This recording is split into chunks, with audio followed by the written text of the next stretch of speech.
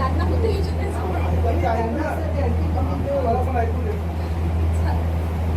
माझा पहिला मुद्दा असा आहे की जेव्हा या रस्त्यावरनं माझी एखादी 9 महिन्याची प्रेग्नेंट बहीण जाते, या रस्त्यावरनं जेव्हा माझा 80 वर्षाचा बापासारखा माणूस जातो, जर त्याला उद्या काही झालं तर कसं? म्हणजे ज्यावेळेस रस्त्यावरती थोडे थोडे खड्डे होते त्यावेळेस आम्ही सहन केलं, पण आता जेव्हा गिट्टी टाकून ठेवलेली आहे आणि पावसामुळे ती गिट्टी वाहिली जाईल, त्या केसमध्ये जर परिस्थिती जास्त भीषण झाली तर त्याची जबाबदारी कोण घेणार? हा पहिला मुद्दा. दुसरा मुद्दा माझा असा आहे की जो रेल्वे ब्रिज आहे जो अजून झालेला नाहीये, तर तिथे जे ईस्ट आहे आपलं नायगाव ईस्ट, त्याचा एवढा मोठा पॅच आहे, तिथे रात्रीच्या वेळेस अंधार असतो आणि कोणीच नसतं. सपोज मला एखादं इमर्जन्सी काम आहे किंवा माझ्यासारख्या बहिणींना इमर्जन्सी काम आहे, रात्रीच्या 3 वाजेला मॉर्निंगच्या 3 वाजेला तिला जावं लागतं, तर त्या केसमध्ये तिची सिक्युरिटी जबाबदारी कोण घेणार? म्हणजे कन्स्ट्रक्शन एवढं स्लो का होतं? हा एक माझा मुद्दा आहे. नायगावमध्ये सुरुवात होते पण पूर्ण व्हायला वेळ का लागतोय? हा एक माझा मुद्दा आहे.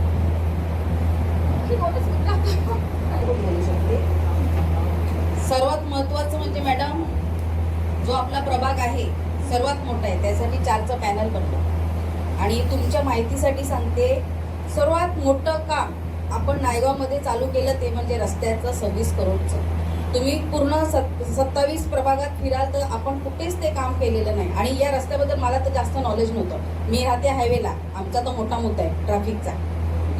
आणि हायवेला राहते, आमचा तो मोठा मुद्दा आहे, ते नाही. पण बरोबर इथे कशाला आम्ही काम करू? इथे जास्त लोकांना त्रास होतो. आता तुम्ही म्हटलं 9 महिन्याच्या स्त्रीला, बरोबर. आता तुम्ही नायगावमध्ये राहता, 5 मिनिटावर स्टेशन आहे. आपला प्रभाग इतका मोठा आहे का डोंगरामध्ये सुद्धा लोक राहतात, आणि त्या डोंगरामधल्या लोकांना अजूनही रस्ता नाही. कशाला? कारण ती 200च राहतात आणि तिथे पण प्रेग्नंट बायका असतात. तरी आम्ही तिथे रस्त्याचा घेतलेला नाही मुद्दा, कारण तिथे एक प्रेग्नंट बाई असेल तर इथे 15 काय 50 भेटतील आपल्याला. त्याकरिता सर्वात आधी पाठपुरावा जो आम्ही केला तो केला नायगावचा भोगतपाडाचा जो रस्ता आहे त्याच्यासाठी. त्याची पूर्ण माहिती घेतली. मी तर इथे नवीन आहे, दादा तर समज काम करतच आले, आणि त्याच्यामध्ये आपण तुम्ही बघाल नगरपालिकेमध्ये कोणतंच मोठं काम घेतलेलं नाही. आणि पूर्ण मी तर तुम्हाला 27 नंबरचं म्हणते, पण तुम्ही वसई विरारमध्ये पण बघाल, तुम्ही सगळ्यात मोठं काम घेतलेलं आहे ते आपणच घेतलेलं आहे, ते पण ते बेटा दादाच्या प्रयत्नाने. त्याच्यानंतर पाठपुरावा म्हणाल तर आम्ही सर्वात आधी हेच म्हणजे कामासाठीच आम्ही पाठपुरावा घेतला. भले म्हणजे रस्त्याचं, पाण्याचं, गटाराचं सगळे कामं आहेत महत्वाची, परंतु मला वाटते वसई विरारमध्ये सगळ्यात मोठं म्हणजे आपण काम चालू केलं ते याच्यासाठी, कारण दादाला पण माहित होतं खूप लोकांना त्रास होतोय. आता त्याच्यामध्ये काय झालं, कॉन्ट्रॅक्टरने आपल्याला दिलं आश्वासन, परंतु त्यांनी डांबरीकरणाचं आश्वासन दिलेलं नव्हतं. कारण तुम्ही बघा, घरामध्ये जर आपण लाख रुपयाचं काम चालू केलं तरी आपल्या घरामध्ये 15 दिवस काम चालू राहतं ना. आपण 26 करोडचं काम आपल्याला 26 दिवसात नाही करायचंय, आपल्याला त्याप्रमाणे काम करायचंय. कारण भले आता आपल्याला त्रास होते, पण आपल्या पुढे जाऊन आपल्या फ्युचरमध्ये आपल्या पोराबाळांना त्रास नको व्हायला त्याप्रमाणे आपल्याला काम करायचंय. तरी सुद्धा आम्ही पाठपुरावा चालू ठेवला की जास्तीत जास्त प्रयत्न केला की लवकरात लवकर काम हवं. आणि जरी ते काम होत नाही, जे दगड धोंडे पडले ते लेवल करून का कोणाची स्कूटी पडायला नको, कोणाचं रिक्षा पडायला नको, लोकांना जास्त त्रास व्हायला नको, यासाठी आम्ही सारखं पाठपुरावा करतो. आम्ही रात्री पण राऊंड मारतो. आम्ही एवढंच, आम्ही कॅमेरा आणि रीलवाले घेऊन फिरत नाही, कारण मी याच्यापासून भरपूर लांब राहते. भरपूर मुद्दे आहेत, भरपूर कामं पण केलेत आम्ही, असं करत नाही. पण आम्हाला ते रील मार्फत नाही का दाखवायचे. लोकांची कामं केली, लोकांना माहिती आहे मॅडमनी काम केलेलं आहे. 12 वाजता आम्ही फिरतो, आम्ही घेऊन फिरत नाही. मी 1 वाजता फिरते, मी 2 वाजता फिरते.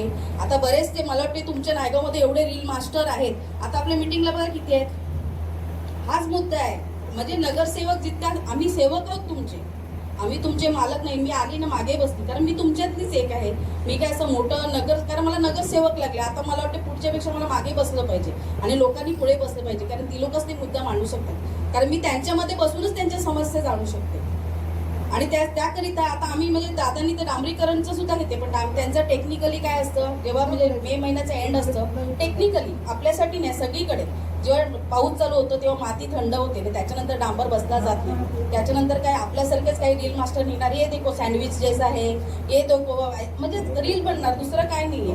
तरी आपण त्याच्या मार्फत जाऊन दे, जे काही नुकसान होत असेल आमच्या लोकांसाठी थोडं म्हणजे नुकसान नगरपालिकेने पण सहन करावं. त्याच्यासाठी दादांनी परत आयुक्तांची भेट सुद्धा घेतली का बाबा भले तो नाही टिकणार माहिती आहे, पण आमच्या पावसाळ्यात व्यवस्थित जावं तेव्हा थोडं डांबरीकरण करून द्यावं, याच्यासाठी दादा सुद्धा पाठपुरावा करतात. आणि मला वाटतं दादा आणखी जास्त माहिती देतील, कारण सुरुवातीपासून त्यांना जास्त माहिती आहे त्या रस्त्याबद्दल. मी तर निवडून आले 4 महिने झाले, तरी आम्ही 4ही जण त्याच्या मागे गेले. आणि 4ही जण म्हणजे आम्ही 27 नंबरमधले पण नाही, 20 नंबरमधले पण जे निवडून आलेत ना, ती लोक पण आमच्याबरोबर सतत का बाबा आमची काहीच कामं नको, तुम्ही सर्वात आधी नायगावचा रस्ता चालू करा. सारखा आम्ही पाठपुरावा केला त्याच्या मार्फत, म्हणून आम्ही निवडून आल्यानंतर ते काम चालू झालंय. भले दुसरे लोक पण निवडून आले असतील अगोदर, तेव्हा काम चालू झालं का? नाही चालू झालं ना. मग आम्ही काहीतरी पाठपुरावा केला असेल ना, म्हणून तर आम्ही 2-3 महिन्यामध्ये काम चालू केलं.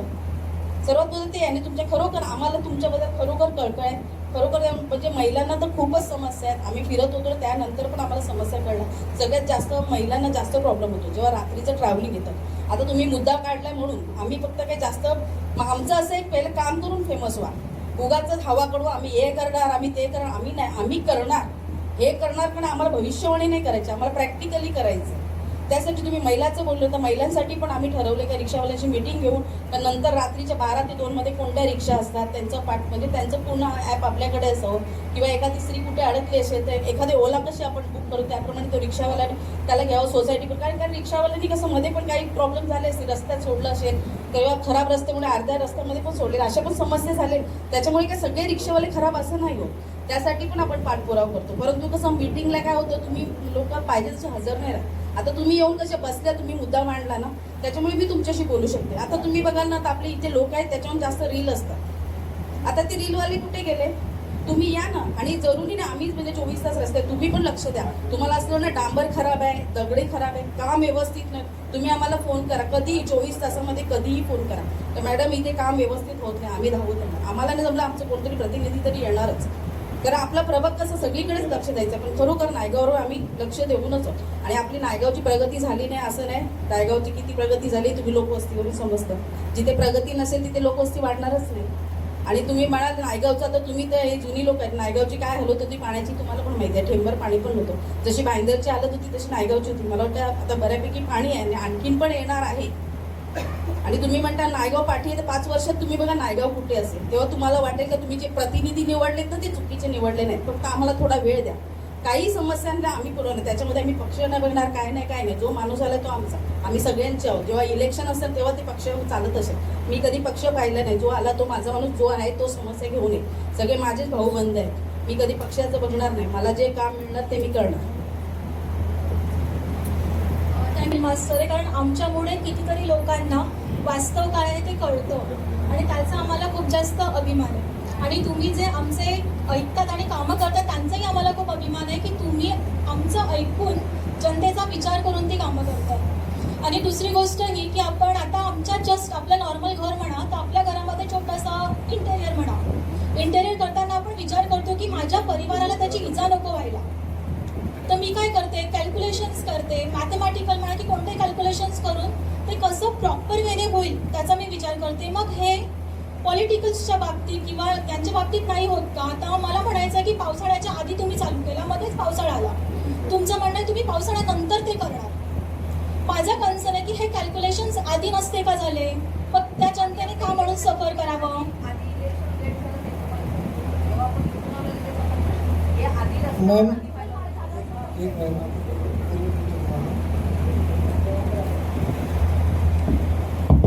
धन्यवाद. सन्माननीय व्यासपीठ आणि माझ्यासमोर बसलेले जुचंद्र ग्रामस्थ, टिवरी ग्रामस्थ आणि नायगावचे रहिवासी, ग्रुपमध्ये जवळजवळ 300 लोक ॲक्टिव्ह होती, पण त्या मानाने इकडे उपस्थिती फारच कमी आहे. असो, तुमचा मुद्दा असा आहे की रस्त्याची जी खरोखर अवस्था दयनीय आहे. तुम्ही बसू शकता. आणि माझ्यासमोर बसलेले जुचंद्र ग्रामस्थ, टिवरी ग्रामस्थ आणि नायगावचे रहिवासी, ग्रुपमध्ये जवळजवळ 300 लोक ॲक्टिव्ह होती, पण त्या मानाने इकडे उपस्थिती फारच कमी आहे.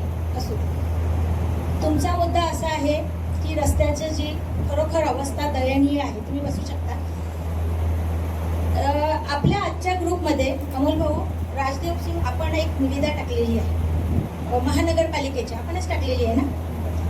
त्याच्यामध्ये एक निवेदन दिलेली आहे की हे काम कधी पास झालेलं आहे. बरोबर आहे.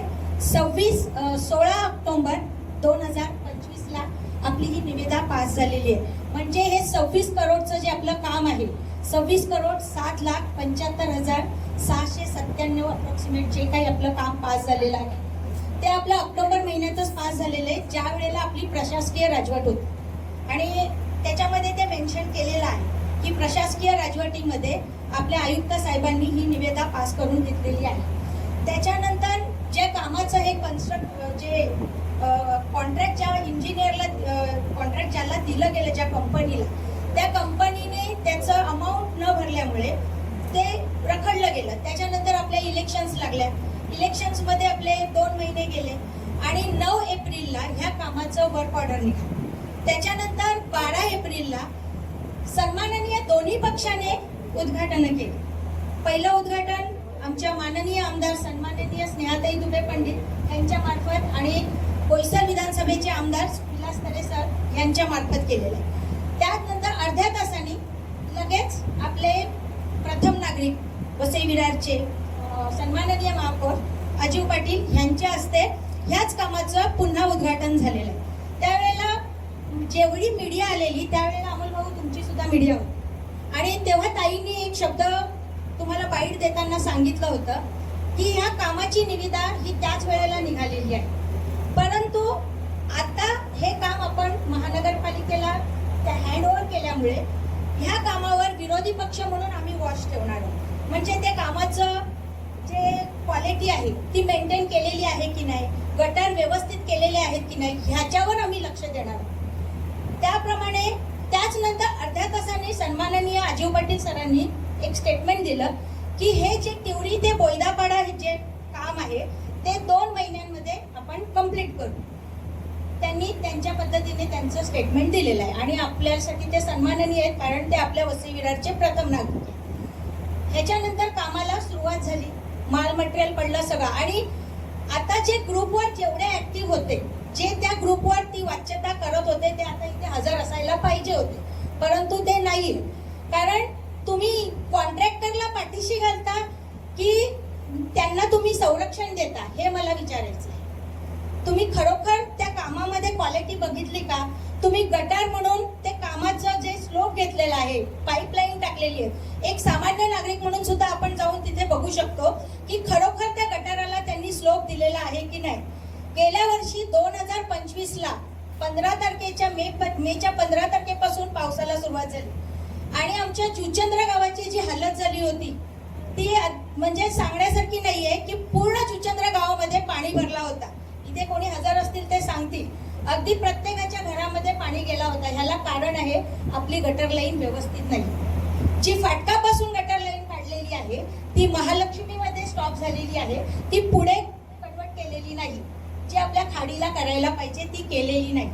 प्रत्येक वेळेला आपण आमदार निवडून आले, आता असं सांगितलं की आम्ही आता निवडून आलो, आम्हाला वेळ द्या. मग आमदार निवडून येऊन 1 वर्ष झाले, त्यांनी देखील त्यांच्या कामासाठी वेळ घेतला, ते त्यांचा पाठपुरावा करतात. अगदी आपल्या विधानसभेमध्ये जेव्हा जेव्हा लक्षवेधी लागली, जवळपास 21 लक्षवेधी आपल्या आमदारांनी वसई विरारसाठी आणि प्रामुख्याने वसईसाठी घेतलेल्या आहेत. मग माझा इकडे ज्यांनी आता तो प्रश्न टाकला होता आणि ज्याच्यावरून हे सगळं एवढं घडलं, सगळ्यात आधी तुमचे दोघांचे आणि तुमच्या टीमचे मी आभारी आहे, कारण तुम्ही हा मुद्दा उचलून धरला.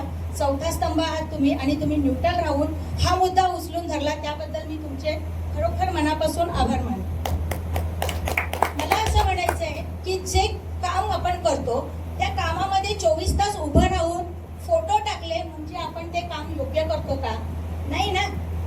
मी त्या कामात, मी जर आता एखाद्या कामावर उभी राहिली आणि मी त्याचे फोटो टाकून व्हायरल केले तर याचा अर्थ असा आहे का त्या कामाची तुम्ही क्वालिटी बघितलेली आहे का? त्याच्यानंतर त्या दिवशी रिक्षा युनियनचे अध्यक्ष एकनाथ पाटील यांनी एक मेसेज टाकला की आमची आता वसई विरार सभेतल्या अधिकाऱ्यांबरोबर बैठक होती, आयुक्तांना, महापौर, उपमहापौरांबरोबर बैठक झालेली आहे आणि त्याच्यामध्ये त्यांनी स्पष्ट सांगितलेलं आहे की सप्टेंबर म्हणजे आपल्या पावसाळ्यानंतरच जे काही ते डांबरीकरण होईल, आता खडीकरण होऊन 1 कोट डांबरीकरणाचा मारला जाईल आणि उरलेलं जे काही डांबरीकरण आहे ते सप्टेंबरमध्ये होईल. मग मला हा प्रश्न आहे, का सप्टेंबरमध्ये होईल?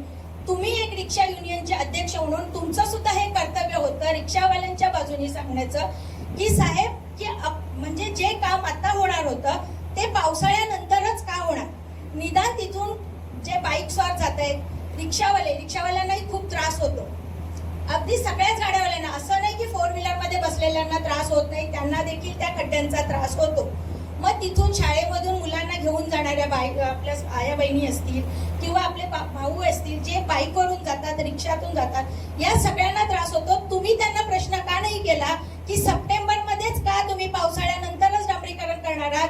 आता तुम्ही 1 किंवा 2 कोट मारून तो रोड तुम्ही व्यवस्थित नागरिकांना चालण्यालायक, गाडी चालवण्यालायक होईल असा का नाही करणार? हा प्रश्न तुम्ही विचारायला पाहिजे होता. आपण स्वतःला समाजसेवक म्हणून मिरवतो, मला असं वाटतं त्यांनी इथे यायला पाहिजे होतं. समाजसेवा जेव्हा आपण करतो, प्रत्येक कामाची आपण फोटो नाही ना टाकत. पण आता जर तुम्ही चेंबरचे फोटो तुम्ही 10 वेळा टाकता, हे चेंबर खराब झालं आम्ही त्याची दुरुस्ती केली, ते चेंबर खराब झालं ह्यांनी आम्ही त्याची दुरुस्ती केली. जुचंद्र गावामध्ये महेंद्र भाऊ असतील, आम्ही जवळपास 60 चेंबर त्यांच्या सांगण्यावरून मी बदली करून दिले होते. त्यावेळेला प्रशासकीय राजवट होती, तेव्हा कोणतेही नगरसेवक नव्हते, कोणी नव्हते, प्रशासकीय राजवट होती. माझा प्रश्न हा आहे की अधिकारी ऐकत नाही का? जर सत्ताधाऱ्यांचे अधिकारी ऐकत नसतील तर मग विरोधकांचं काय ऐकतील? आणि सामान्य जनतेला, ही म्हणजे सामान्य जनतेला रस्त्यावर उतरावं लागतं ह्याच्यासाठी शोकांतिका नाही. म्हणजे आज सर्वसामान्य जनतेला 4 सत्तात आपण निवडून दिलेले अधिकृत संविधानिक पदावर असलेले नगरसेवक आपण निवडून दिलेले आहेत आणि आपल्याला एका रस्त्यासाठी सर्वसामान्य जनतेला रस्त्यावर उतरावं लागतं ह्याच्यासाठी शोकांतिका नाही. एक विरोधी पक्ष म्हणून माझी सुद्धा ही नैतिक जबाबदारी आहे आणि मी ती देखील स्वीकारते. येणाऱ्या काळामध्ये माझं नायगावच्या आणि जुचंद्रराव म्हणजे प्रभाग 27च्या सगळ्या जनतेला आव्हान आहे किंवा माझी त्यांना विनंती आहे की ज्या वेळेला तुम्हाला विरोधी पक्ष म्हणून आमची गरज लागेल त्यावेळेला आम्ही तुमच्या बरोबर ठाम उभे राहू. फक्त माझी एकच तुम्हाला विनंती आहे, तुम्ही जो हा ग्रुप चालू केलेला आहे त्या ग्रुपचा आंदोलन करताना नेतृत्व म्हणून कोणत्याही पक्षाचा पदाधिकारी तिथे पाहिजे नाही. एक सर्वसामान्य माणसाला पदाधिकारी म्हणून किंवा नेतृत्व करण्याची तुम्ही संधी द्यावी अशी माझी इच्छा आहे. बाकी तुम्ही सगळे जाणकारच आहात. महत्वाचा पार्ट असा आहे की इथे उपस्थित असलेले ग्रुपमध्ये पाहिलं तर जसं म्हणाले अर्चना मॅम म्हणाल्या की इथे 300 पेक्षा जास्त माणसं आहेत ग्रुपमध्ये, परंतु इथे येण्यासाठी सगळ्यांना माहिती की सगळ्यांचा एक प्रपंच आहे आणि प्रपंचासाठी सगळेजण नायगाव मधून मुंबईला प्रवास करतात आणि त्या पद्धतीने त्यांना येणं इथे शक्य नाही आहे. हे आपण समजू शकतो. परंतु जी व्हिडिओ इथे चालू आहे किंवा या हात मतदाराचे चॅनल थ्रू सगळ्यांपर्यंत आपण पोहोचणारच आहोत. दुसरी गोष्ट म्हणजे ज्यावेळी इथे सर्व नागरिक जे इथे उपस्थित आहेत ते काहीतरी त्यांना खंत आहे कशाची तरी किंवा कोणत्या गोष्टीची खंत आहे म्हणून ती इथे आलेले आहेत. दुसरी गोष्ट म्हणजे मी आता थोड्या वेळा आधी जे म्हणालो ते पुन्हा एकदा इथे सर्वांसमोर आपण उपस्थित आहात म्हणून म्हणतो की जसं आपण म्हणतो की सत्ताधारी पक्षाला प्रश्न विचारणं हा नागरिकाचा अधिकार आहे आमचा, तसाच आम्ही सर्व पक्षातील नेत्यांनाही प्रश्न विचारणार आहोत. विरोधी पक्ष नेताही तितकाच जबाबदार आहे की जितका सत्ताधारी पक्ष जबाबदार आहे. कारण का, जर आम्ही जसं मी अर्चना मॅमला खंतही बोलून दाखवली, एवढ्या महासभा झाल्या परंतु आपले विरोधी पक्ष नेते यांनी नायगाव विरोधी एकही शब्द किंवा एकही प्रश्न हा महासभेत मांडलेला नाही. याचा अर्थ असा आहे का सगळं नायगावमध्ये अवेलेबल आहे का? असं नाहीये. मग ही खंत मी त्यांना मांडली आणि त्यांनी याचं उत्तरही दिलं मला. ते आता पुन्हाही ते उत्तर देतील. हा प्रश्न त्यांना सुद्धा आहे. कारण का जेव्हा महासभा होतात तेव्हा विरोधी पक्षानेही सुद्धा ठामपणे आपला मुद्दा मांडला पाहिजे किंवा नायगावकरांचे प्रश्न सुद्धा मांडले पाहिजेत. ते तिथे मांडले जात नाहीयेत. दुसरा मुद्दा म्हणजे इथे असलेले सर्व नागरिक यांना मी आव्हान करतोय की ज्यांना बोलायचं आहे त्यांनी पहिलं प्रथमतः सर्व मान्यवर जे आहेत त्यांना प्रश्न विचारून घ्या. त्यानंतर सर्व मान्यवर जे आहेत ते त्यांची उत्तरं ती प्रामाणिकपणे देतील असं मी त्यांना आशा बाळगतो. आणि आता जर कोणाला बोलायचं असेल तर त्यांनी यावं. Please sir. नगरसेवक साहेब श्री दादा आथोळकर साहेब नाही पण दोनदा तीनदा घेतलं तुम्ही बाहेर होते. शिवसेना आता घेतो ना, आता घेतो. तुम्हाला बोलायचं आहे. चव्हाण साहेब नाही बोलायचंच आहे. आणि आमचे एकनाथ भाऊ पाटील. नायगाव मध्ये आज जी मीटिंग होती फक्त रस्त्याकरता अशी होती आम्हाला सांगितली गेली. रस्ता ठीक आहे, प्रत्येकाने आपापले विचार मांडलेले आहेत. प्रत्येकाने आपले विचार मांडले, तो प्रत्येकाचा अधिकार आहे मांडायचा. आज आम्ही इतकी 25 वर्ष नायगावमध्ये राहतो.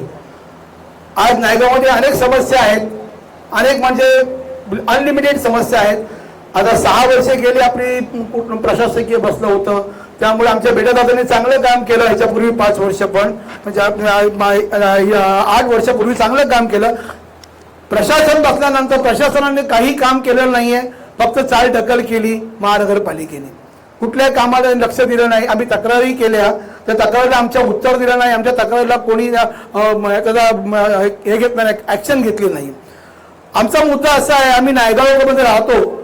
आज महानगरपालिका आमचे एक आयुक्त साहेब, माननीय आयुक्त साहेब मोठमोठ्या उंच उंच बिल्डिंगी उभारायला परवानगी देतात, पण 20 माळ्याची 25 माळ्यावर एखादी दुर्घटना घडली तर त्या व्यक्तीला संरक्षण देण्याकरता आज आपल्याकडे अग्निशमन केंद्र नाही.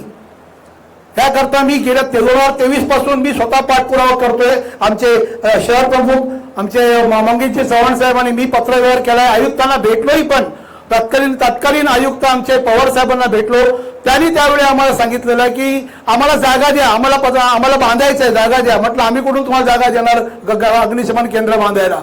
त्यानंतर मी नकाशा काढला, नायगावचा पुढा साहेब डेव्हलपमेंटचा नकाशा काढला आणि त्यानंतर मी स्वतः आयुक्त साहेबांना जाऊन स्वतः भेटलेलो आहे आणि त्यांना तो सर्वे नंबर 48 दाखवला, जो चिंच हेला आहे तो तिवरी फाट्याच्या बाजूला आहे तो. त्यावेळेला अग्निशमन केंद्राचे अधिकारी जयेश चिपळूणकर साहेब स्वतः आमच्यावर आले. साहेबांना माहिती आहे की त्यावेळेला सुद्धा यावेळेला त्यांनी बघून गेले, त्यांना हालचाल झाली, परंतु त्यानंतर 1-1.5 वर्ष काही नाही, ठप्प झालं. 2026 जानेवारी 2025 मध्ये आमच्या तत्कालीन आयुक्त साहेबांनी 3 अग्निशमन केंद्र मंजूर केलेली आहेत, बरोबर दादा? 3. पण आज 25 गेलं, 26 गेलं, 26 जून संपत आलं, अजूनही त्या अग्निशमन केंद्राची कामाची सुरुवात झाली नाही. मी माहिती अधिकाऱ्याद्वारे माहिती मागवलेली आहे. मला सांगितलं गेलं की ते काम अग्निशमन केंद्र बांधायचं काम सनटेक करणार आहे. हे का उत्तर झालं का? सनटेक कधी करणार? सनटेकची 150 एकरची जमीन आहे, तोपर्यंत सनटेक त्यानंतर ही कामं करणार का? तोपर्यंत आमच्याकडे अपघात झाले तर वसईवरनं एव्हरचाईनवरनं आमचा अग्निशमन केंद्र येईपर्यंत इथे किती मोठं नुकसान झालेलं असेल, जीवितहानी झालेली असेल, त्याला जबाबदार कोण आहे? त्याला जबाबदार कोणी जबाबदारी घ्यायची याची? आज 25 माळ्याच्या 30-35 आता म्हणतोय हे लोणाला 35 माळ्याच्या बिल्डिंगची परमिशन दिली आहे. द्या परमिशन, आमचं ना नाही आहे, पण तेवढे आमच्या नागरिकांची, इथे राहणाऱ्या लोकांची सुरक्षेचा बी व्यवस्था करा, हे आमचं म्हणणं आहे. त्याचप्रमाणे या ठिकाणी आपल्याकडे आता जो आमचा ब्रिज आहे, गेले अनेक वर्ष 12 वर्षापासून बंद आहे. आमच्या मान्यवर चव्हाण साहेबांना आम्ही किती आंदोलन केली. आमचे दिवंगत आमचे तांडेल साहेब, त्यांनी आम्ही मोर्चा घेऊन ह्याच्यापर्यंत गेलेले सार्वजनिक बांधकाम विभागापर्यंत 4-5 वर्षापूर्वी, पण तरी ते कोर्टात न्यायालयात ती केस असल्यामुळे आज 12 वर्ष झाली तो ब्रिज दादा अजून अर्धवट आहे. लोकांना एखादा आजारी माणूस, एका अभंग माणूस तो राहू शकत नाही. एक रिक्षा स्टँडला उतरल्यापासून 1 किलोमीटर चालावं लागतं दादा, हे की नाही? एका आजारी माणूस कसा जाऊ शकतो त्या ठिकाणी? त्याच्यावर आम्ही 2दा आमच्या शिवसेनेमार्फत आंदोलन केलं, उपोषण केलं, पण काही जण न्यायालयात केस दाखल असल्यामुळे, न्यायप्रविष्ट केस असल्यामुळे आम्ही आता कोर्टाने स्टेटस को आणलाय. यामुळे तो अजून काम बंद आहे. तिसरा एक आमचा एक मुद्दा आहे नायगावचा, की इथे परिवहन सेवा नाही आहे. आता नायगावपासून मग ताईंनी सांगितलं की इथून आमच्या नायगाववरून एखाद्या ज्येष्ठ नागरिकाला ठाण्याला जायचं असेल किंवा मुंबईला जायचं असेल तर परिवहन सेवा नाही आहे, रेल्वेशिवाय दुसरा मार्ग नाही आणि ओला कोणालाही परवडणार नाही सर्वसामान्य माणसाला. म्हणून आमची एक विनंती आहे, या 3 प्रामुख्याचे आम्ही आमचे प्रश्न आहेत नायगावकरांच्या मार्गाने सांगतो मला की ते लवकरात लवकरची पूर्तता करावी अशी आम्ही विनंती करतो. आमचे माननीय बेटादादा नगरसेवक आहेत, आचोळकर साहेब आहेत, पाटील ताई आहेत, सारा आणि आमचे दादा आमच्या आपण साहेबांकडे पण जाणार आहे या गोष्टीला की याच्यावर मी विषयावर तुम्ही विचार करा आणि नागरिकांना आम्हाला सुटकेचा श्वास द्या. काही टेक्निकली प्रॉब्लेम असेल त्या ब्रिज बद्दल तर ताबडतोब दूर व्हावेत अशी आमची विनंती आहे. आणि आमच्या रिक्षावाल्यांची गाडी रिक्षा ही तिकीट काउंटर बंद केली पाहिजे, जेणेकरून आमच्या सामान्य नागरिकाला, आमची ताई आहे, आमच्या आजारी माणूस आहे, अपंग आहे, त्याची रिक्षा तिकीट काउंटरपर्यंत गेली पाहिजे जाईल आणि या सर्व नागरिकांना सुटकेचा श्वास मिळेल अशी मी आमच्या मान्यवरांना विनंती करतो. याबद्दल विचार करावा आणि याच्यावर पुढे पावले उचलावीत. जय हिंद, जय महाराष्ट्र. प्लीज आपण पहिले नाव आणि आपण कुठून आहात ते सर्व सांगा. मला वसई विरारची माहिती आहे पण नायगावची माहिती नव्हती.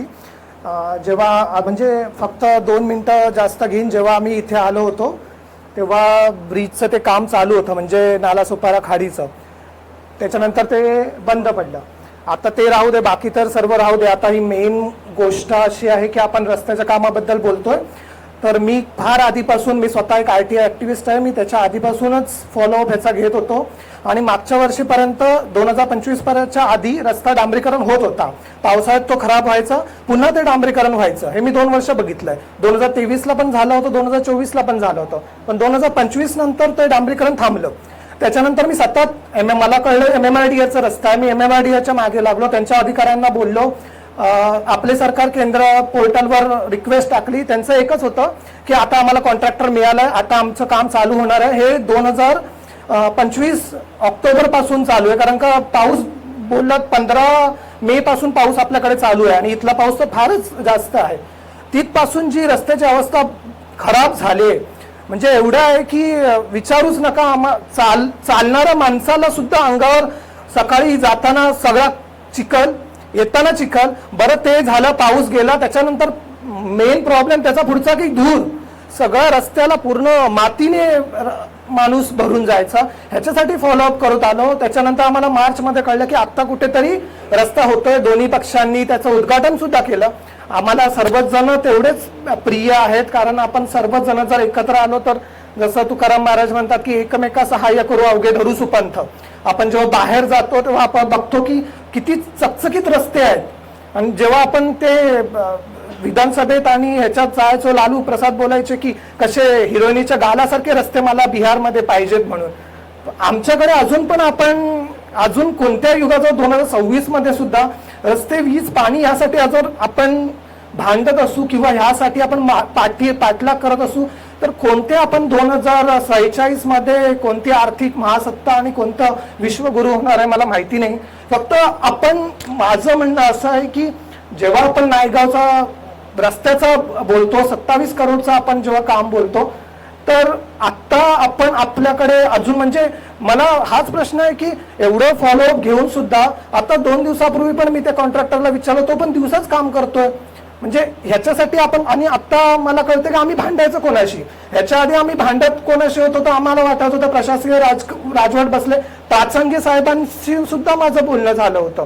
मी त्यांना सुद्धा कॉल केला होता, त्यांनी पण मला सांगितलं होतं आता आपण चालू करू, आता आपण चालू करू. मार्च महिन्यापासून काम आपण चालू केलं. खरंच खूप उशीर झाला, कारण का ते ऑक्टोबर चालू झालं असतं, एवढं डांबरीकरण सुद्धा झालं असतं. आता प्रश्न आहे की आपण भांडायचं कोणाशी.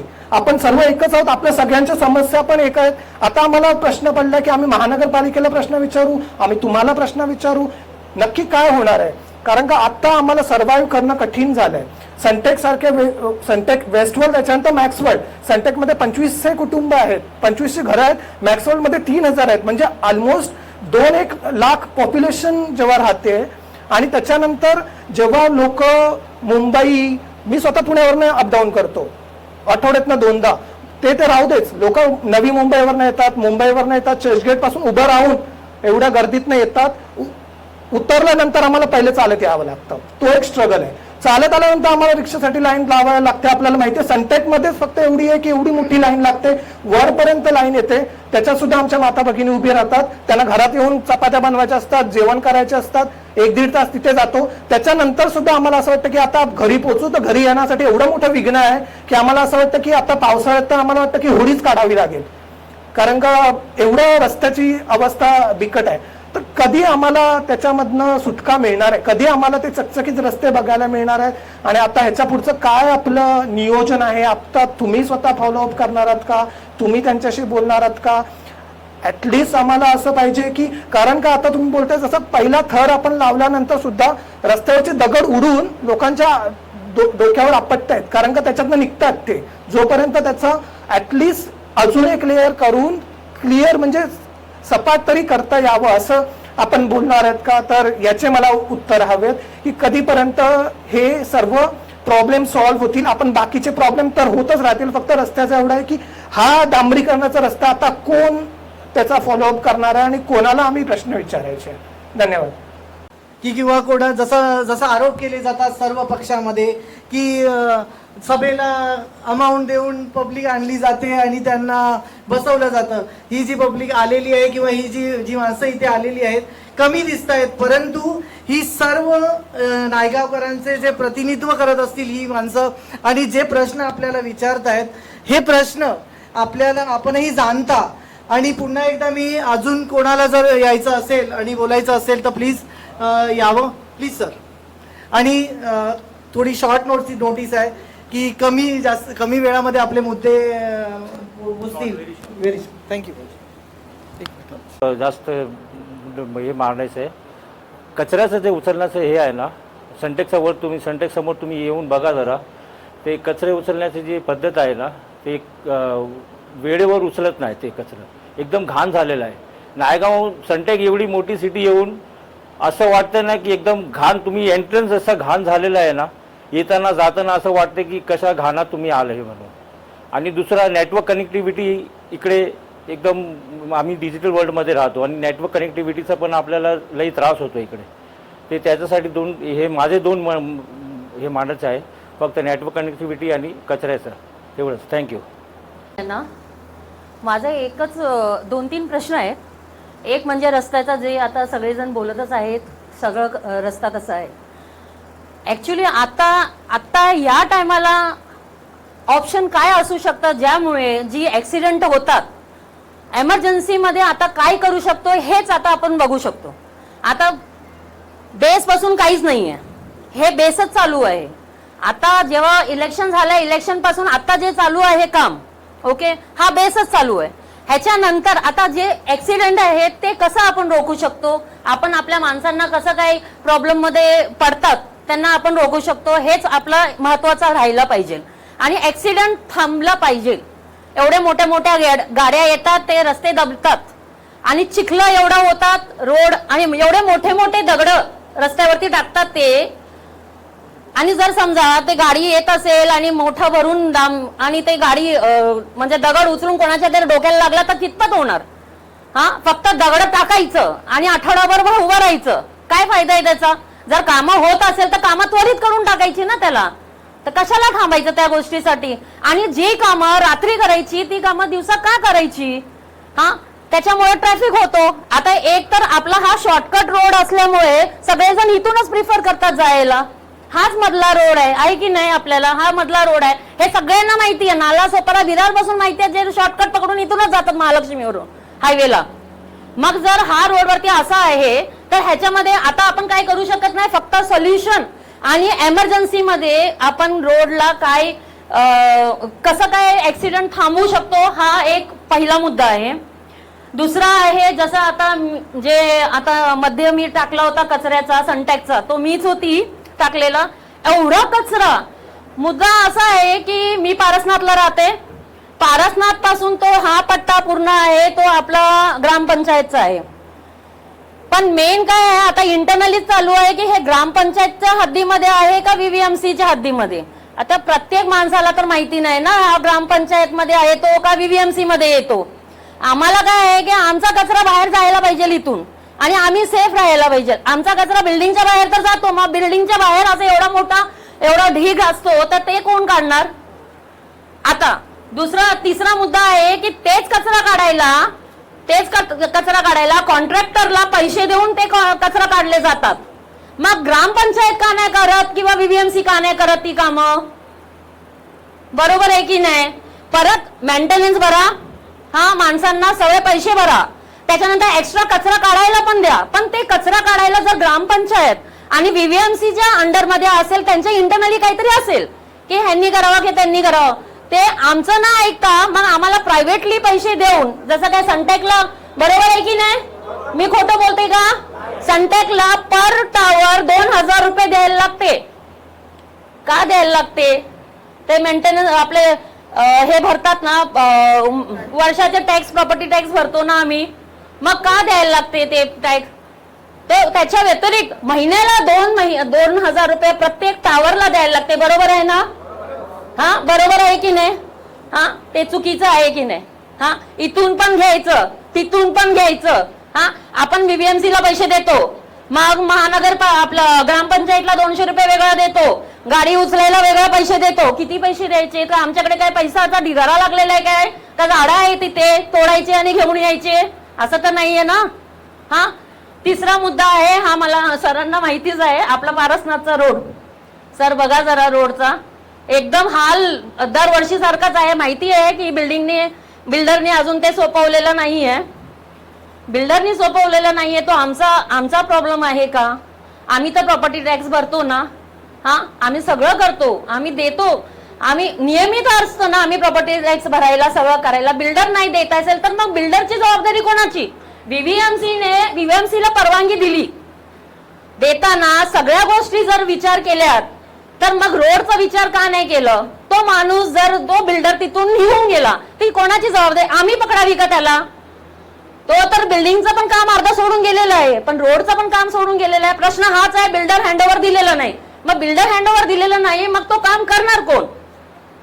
हा, चौथी मेन म्हणजे माझ्याच बिल्डिंगला लागू आहे म्हणून एक मध्ये आता झालं होतं की बिल्डिंगची ओसी, आता बिल्डर जर निघून गेला असेल, बीबीएमसी परमिशन झाली, सगळं झालंय, ओसी नाहीये, तर ओसी साठी आम्ही करायचं काय?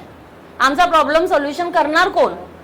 सर परत एकदा मी तुम्हाला विनंती करते, प्लीज आमच्या पारसनाथकडे आणि आपल्या ज्या एरियामध्ये ओसी अजून नाही आहेत, ज्या ठिकाणी, कारण परमिशन देतच चाललंय, पण त्याच्यावरती आपल्याला काय म्हणजे एवढी लोक इथे राहतात तर त्यांना पण तुम्ही बघा की त्यांचं कसं किती पैसे जमा करून ते आपले हाल खाऊन ते पैसे जमा करतायत आणि इथे राहतायत, बिल्डिंग घेतायत आणि त्यांना ओसी नाहीये, त्यांना सोय नाहीये. प्लीज यावरती तुम्ही लक्ष द्यायला पाहिजे आणि द्यावी. आणि मला माहिती आहे की तुम्ही सगळेजण भरपूर बिझी असतात तुमच्या कामामध्ये, या पदावरती आल्यावर की बिझी असणारच, पण लाईट नाहीये त्याच्यासाठी जर आम्ही बोलूनच, आमचं तर कर्तव्य, प्रत्येक माणसाचं कर्तव्य आहे. कारण माणूस कसं असतं काय बघा, इलेक्ट्रिकल असं असतं ना ते कधीही बंद पडू शकतं. प्रत्येक माणसाची रिस्पॉन्सिबिलिटी आहे की जिथे काय झालं असेल तर तुम्ही त्वरित सांगा की हा झालाय, मग ते करून देतील. पण तुमच्याकडून पण मला म्हणजे माझी विनंती आहे की असं फॉलोअप करणारी माणसं ठेवा की प्रत्येक एरियावरती की हा फॉलोअप करायला हा माणूस असला पाहिजे, हे काम करायला हा माणूस असला पाहिजे. कारण काय होतं माहितीये सर, तुमच्यापर्यंत ती गोष्ट जात नाही आणि आम्ही इथेच असंच ओढत राहतो. आम्ही काय म्हणतो, अरे वो नहीं हो रहा है, अरे ये नहीं कर रहा है, असं लोकांमध्ये फैलतं. पण कोण आहे त्याचा जबाबदार? उलट तुमच्यावरतीच येतं, पण ते खालची लोक करत नाहीत, त्याचं काय करायचं? प्लीज हा विनंती आहे आणि हा रिक्वेस्ट म्हणून तुम्ही ऐकून घ्या. आणि सरांना पण मला विनंती करायचं आहे, सर आपले रिक्षा पण आहे ना त्यांची क्वांटिटी वाढवा. मला माहिती आहे की भरपूर तुमचे मुद्दे वेगळे असतील, मी मान्य करते, पण आया बहिणींची पण विचार करा. कारण ते कामावरून जाऊन आल्यानंतर एक दीड तास जर उभे राहिले मग ते घरी जाणार कधी? आणि कधी घरी जाऊन जेवण बनवून त्याच्या रात्री 12-1 वाजता झोपल्यानंतर सकाळी 5ला उठून जेवण बनवून 7ला घरातून निघणार. काही बायका सकाळी 5ला पण निघतात. आपले मुद्दे आहेत, प्रश्न आहे, पण आपल्या सगळ्या प्रश्नाला तर सोल्युशन पाहिजे ना सर. कुठलाही प्रश्न विदाउट सोल्युशन नाहीये. एव्हरीथिंग इज पॉसिबल, इम्पॉसिबल मध्येच पॉसिबल हा शब्द दडलेला आहे, प्रश्नामध्येच उत्तर आहे. सर आणि मॅडम रिक्वेस्ट आहे की नायगावला असं नायगाव बनवलं पाहिजे की मुंबई पण बघून राहायला पाहिजे की बाबा हा नायगाव गेला कुठला कुठे गेला. थँक्यू. जय महाराष्ट्र.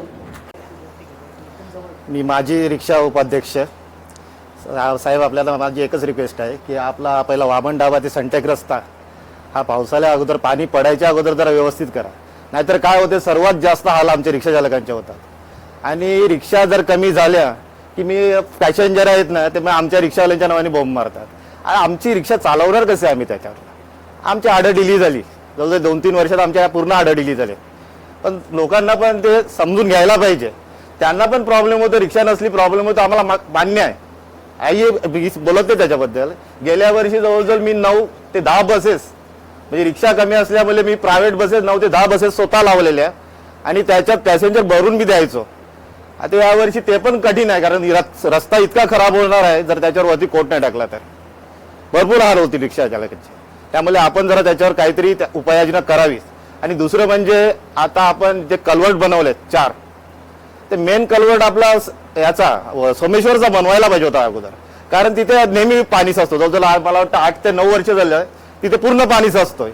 तर तिथला अगोदर बनवला असता तर तिथून पाणी जायला रस्ता राहिला असता. म्हणजे या वर्षी पण पुन्हा बुडणार. जवळजवळ 8 ते 9 वर्ष झाले तिथे रस्ता बुडतोय. रस्ता बुडल्यानंतर रिक्षा त्याच्यातून जात नाही, रिक्षा बंद पडते. आता त्याच्यातलं दुसरा मेंटेनन्स काय आहे तो आम्ही तुम्हाला आता सांगत बसणार नाही, कारण कॉईल जरी आज एक गेली तरी 2-2 हजार रुपये खर्च आहे. आमचा धंदा पण नाही तेवढा, मग आम्ही त्याच्यात टाकणार कसे काय, एक सांगायचा विषय आहे तो. मग आम्हाला त्रास झाला तर मग ते कसे पॅसेंजरला त्रास होतोय. कृपया आमच्याकडे जरा लक्ष द्या यावर्षी, कारण रिक्षा पाहिजेत, आम्हाला माहिती आहे रिक्षा पाहिजेतच.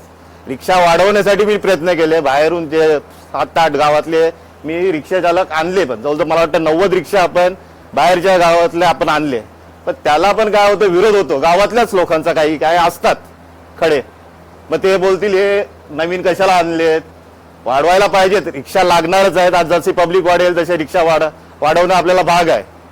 ते रिक्षा वाढवल्यानंतर त्याच्यात काही जण एक हो घालतात, मग ह्याला कशाला आणलाय, त्याला कशाला आणलाय. तर कृपा करून आपण त्यांचे पण काहीतरी, आपण एक मोठे आपण बोलल्यानंतर ते ऐकू शकतात. आम्हाला तर ते डायरेक्ट दोष देतात की पैसे घेतात आणि रिक्षावाले आणतात. मी त्यांना चॅलेंज केले की जर मी कोणतरी एकतरी असा रिक्षावाला दाखवा, जर मी त्याच्याकडनं पैसे घेऊन त्याला चालू केलं इथे, मी त्याला त्याच्या तो जेवढं काय सांगेल तेवढी रक्कम मी त्याला परत करायला तयार आहे. कितीही पट मी मला स्वतःला गाणवत ठेवायला लागला तरी चालेल. हा, मग आता काय लोक बोलतातच तसे, काय करणार, उत्तर तर द्यायला पाहिजेत त्यांना. बघा आपण आपला बापाना रस्ता पण अजून त्याला कोट नाही झालेला वरती, तो पण करा. जर कोट नाही लागला त्याला वरती दुसरा फायनल कोट, तर तो पण पावसाळ्यात फुटून जाईल. आणि मेन म्हणजे आपण जिथे पेवर ब्लॉक टाकलेत वाकीपाड्याच्या खाली आणि स्टार सिटी वगैरे ते टाकले, ते पूर्ण ओबडधोबड झालेत. पावसाळ्यात ते त्याच्यातनं ते निघून जातील, आपल्या वाकीपाड्यात तर निघूनच जातील ते, मला तरी वाटतं असं. तर त्याच्यावर पण काहीतरी एकतर पेवरच ठेवा तिथे, कारण तिथे पाणी साचतं. डांबरी रोड बनवला तर टिकणार नाही, तर त्याला पेवर काढून त्याला व्यवस्थित लेवलिंग करून दिली तर बरं होईल. असं बस माझं एवढंच सांगणं आहे. जय महाराष्ट्र आणि सर्व उपस्थित मान्यवरांचे अधिकार आभार की जे उपस्थित राहिलेले आहेत सर्व. पण आपल्या नागावपुरामध्ये ज्या अनधिकृत भरण्या चालू आहेत त्याने नागावपुरामध्ये पूर परिस्थिती येणारच आहे. आणि उलट मॅंग्रोवची पण कत्तल होते. आणि मॅंग्रोवची कत्तल झाल्यामुळे ते नैसर्गिक जे पाण्याचे स्रोत आहेत ते बुजले जातात. याच्यावर काय बोलणार आहे, कारण रस्ते जे बनवता तुम्ही ते रस्ते तर वाहूनच जाणार आहेत, ते राहणारच नाही आहेत. पूर परिस्थिती आलं रस्ते राहणार आहेत का? जय महाराष्ट्र. थँक्यू. बहुजन विकास आघाड़ी कार्यकर्ता, पत्रकार बंधु हमारे यहाँ पे, मैं यही कहना चाहता हूँ कि देखिए अच्छी बात है ये रोड का जो मुद्दा है यहाँ पे अमूल जी आप लाए हैं, बहुत अच्छा मुद्दा है. रोड सबसे पहला तो बनाना जरूरी है क्योंकि वो सबका मुद्दा है.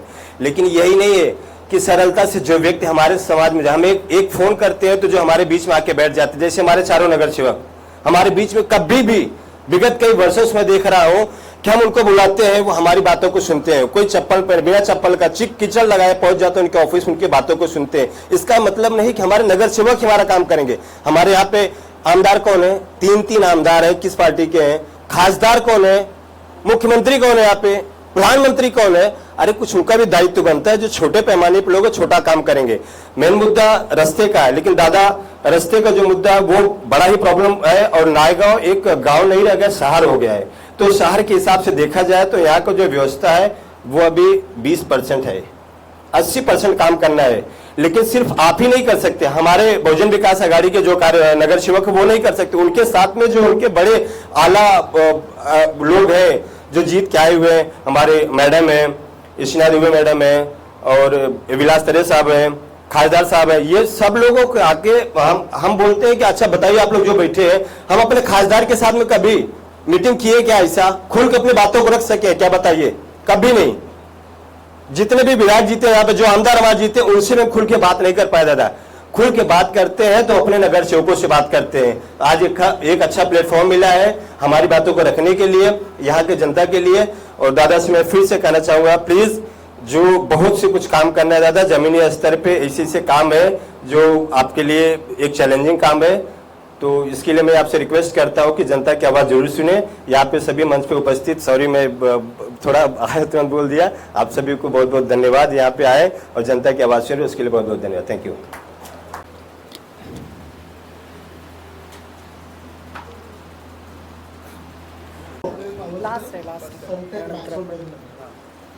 तीन महिन्यापूर्वी माझं पण सेम एकच क्वेश्चन होता की सनटेक मॅक्सवेल म्हटलं की जो कचऱ्याचा जो इश्यू आहे तो ऑलरेडी विद्यार्थ्यांनी मांडला आहे, पण त्याच्यामध्ये एक ॲडिशन करायचं होतं की 3 महिन्यापूर्वी आम्ही दादांना भेटायला गेलो होतो, पूर्ण सनटेक मॅक्सवेलची पूर्ण टीम.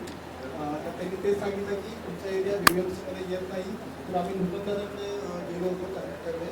तर त्यांचे पण काही इश्यू आहेत की डम्पिंग ग्राउंड नाही आहे म्हणत आहे, त्यांना मिळत आहे. आणि दुसरी गोष्ट आहे तर ती ट्रक नाही आहे त्यांच्यात. त्याच्यानंतर फॉलोअप चालू आहे, ते म्हणले की 2 महिन्यानंतर येणार आहे. या गोष्टीला 3 महिने झाले, तर आता 2 दिवसापूर्वी पण माझं त्यांच्याशी बोलणं झालं, ते म्हणले की अजून 1 महिन्यानंतर येणार आहे. पण याची काय एक्झॅक्टली शुअरिटी आणि कोणाकडे फॉलोअप घ्यायचा आहे, तो प्लास्टिक होतो तो पूर्ण सनटेक मॅक्सवेलमध्ये जमा होतो. आणि आता तुम्हाला सगळ्यांनी माहिती आहे की नायलॉन किंवा प्लास्टिकची पिशवी जवळ तर कसा स्मेल येतो. तिथे 80 वर्षाचे म्हातारी लोक पण राहतात आणि 2 वर्षाची बाळं पण राहतात.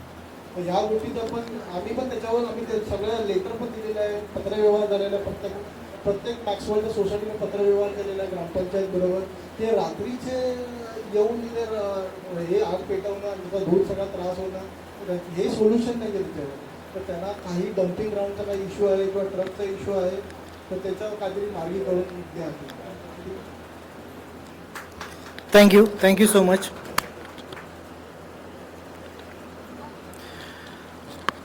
हे नागरिक किंवा आपण मतदार म्हणूया, त्यांनी जेवढे प्रश्न मांडलेले आहेत हे प्रश्न इथे उपस्थित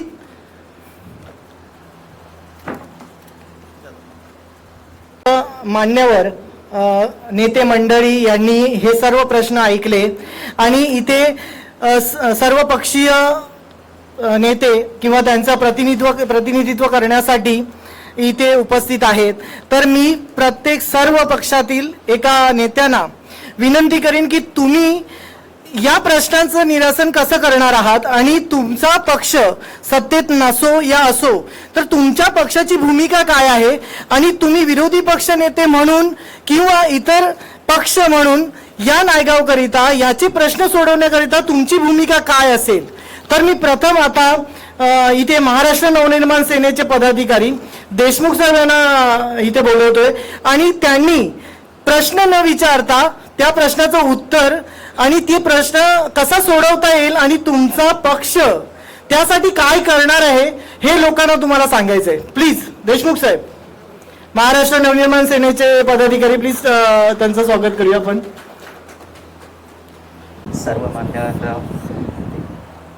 सर्व मान्यवरांना माझा नमस्कार.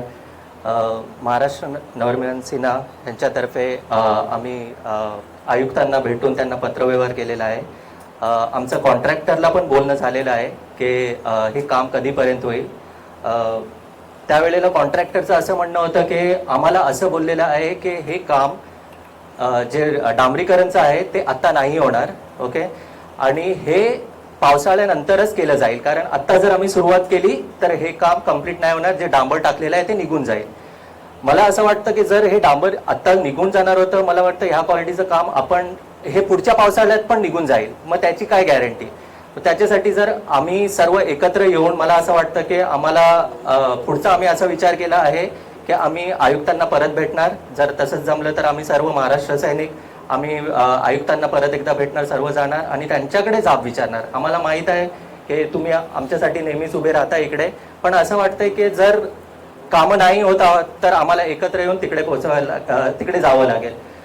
मला काही प्रश्न आहेत, तरी सुद्धा मला काही प्रश्न आहेत. मला असं विचारायचं आहे की आता हे जे डांबरीकरण आहे, जो मेन मुद्दा आहे आपला आजचा रोडचा, तो डांबरीकरण होणार आहे की नाही, हा माझा सिंपल पहिला प्रश्न आहे. दुसरा, आपलं आता ड्रेनेजचं काम चालू आहे इकडे दोन्ही बाजूला मला वाटतं आपण ड्रेनेज बनवतोय, पण आपण ऑर्नेटपासून ते ठाकूर स्कूलपर्यंत बघितलं तर तिथे ऑलरेडी ड्रेनेज बनलेलं आहे, त्याला आपण नवीन ड्रेनेज जॉईन करतोय. पण ते ऑलरेडी जे चोकअप झालेलं ड्रेनेज असेल ते क्लीन कधी होणार? कारण जर आता आपण ते कंटिन्यू काम करत गेलो तर मधला पॅक जो अगोदर बनलेला आहे तो तर तसाच पडलेला आहे, त्याला आपल्याला क्लीन करावं लागेल. दुसरा प्रश्न असा आहे की सनटेकमध्ये बाहेर आज एवढा कचरा पडलेला आहे. आम्हाला असं बोललं जातं की काही अडचण आली तर आम्ही तुमच्या बरोबर उभे राहू. मला असं वाटतं ते अडचण आल्या अगोदर आम्ही तयारीत राहिलं पाहिजे की ते व्हायलाच नाही पाहिजे. उद्या आज जाऊन तिकडे सनटेकच्या गेटच्या बाहेर एवढा कचरा पडलेला आहे, तिथे स्कूल बसेस येतात, तिथे मुलं उभे राहतात, त्यांना रोग होईल. आता पाऊस चालू होईल तर त्यांना खूप त्रास यापुढे सहन करावा लागेल. तर त्याच्यासाठी काय उपाय आहे? तिसरा मुद्दा म्हणजे खूप महत्त्वाचा मुद्दा आहे पूर्ण नायगावकरांसाठी, नुसता सनटेकसाठी नाही, ते आहे कार्डियक ॲम्ब्युलन्स. हे मला माहीत नाही आहे की हा फक्त प्रशासनाचा मुद्दा आहे की नाही, पण नायगावमध्ये पूर्ण नायगावमध्ये एक कार्डियक ॲम्ब्युलन्स नाही आहे. म्हणजे आम्ही असे सिच्युएशन फेस केले आहे की आम्हाला कॉल येत आहेत कॉलनीमधून की आम्हाला ॲम्ब्युलन्सची खूप गरज आहे. आम्ही ॲम्ब्युलन्स मागवतो, टायमात येत नाही आहे ॲम्ब्युलन्स. आम्हाला डेड बॉडीज आम्हाला गाडीमध्ये फिरवायला लागतात. म्हणजे साधी सोपी ॲम्ब्युलन्स सेवा कार्डियकची आपल्या नायगावमध्ये नाही आहे एवढी वर्ष. म्हणजे हे खूप वाईट परिस्थितीमध्ये आम्ही जातो. आज नेहमी डेव्हलपमेंटचं जेव्हा बोललं जातं तेव्हा लिहिलं जातं वसई विरार. मग नायगाव नक्की कुठे आहे?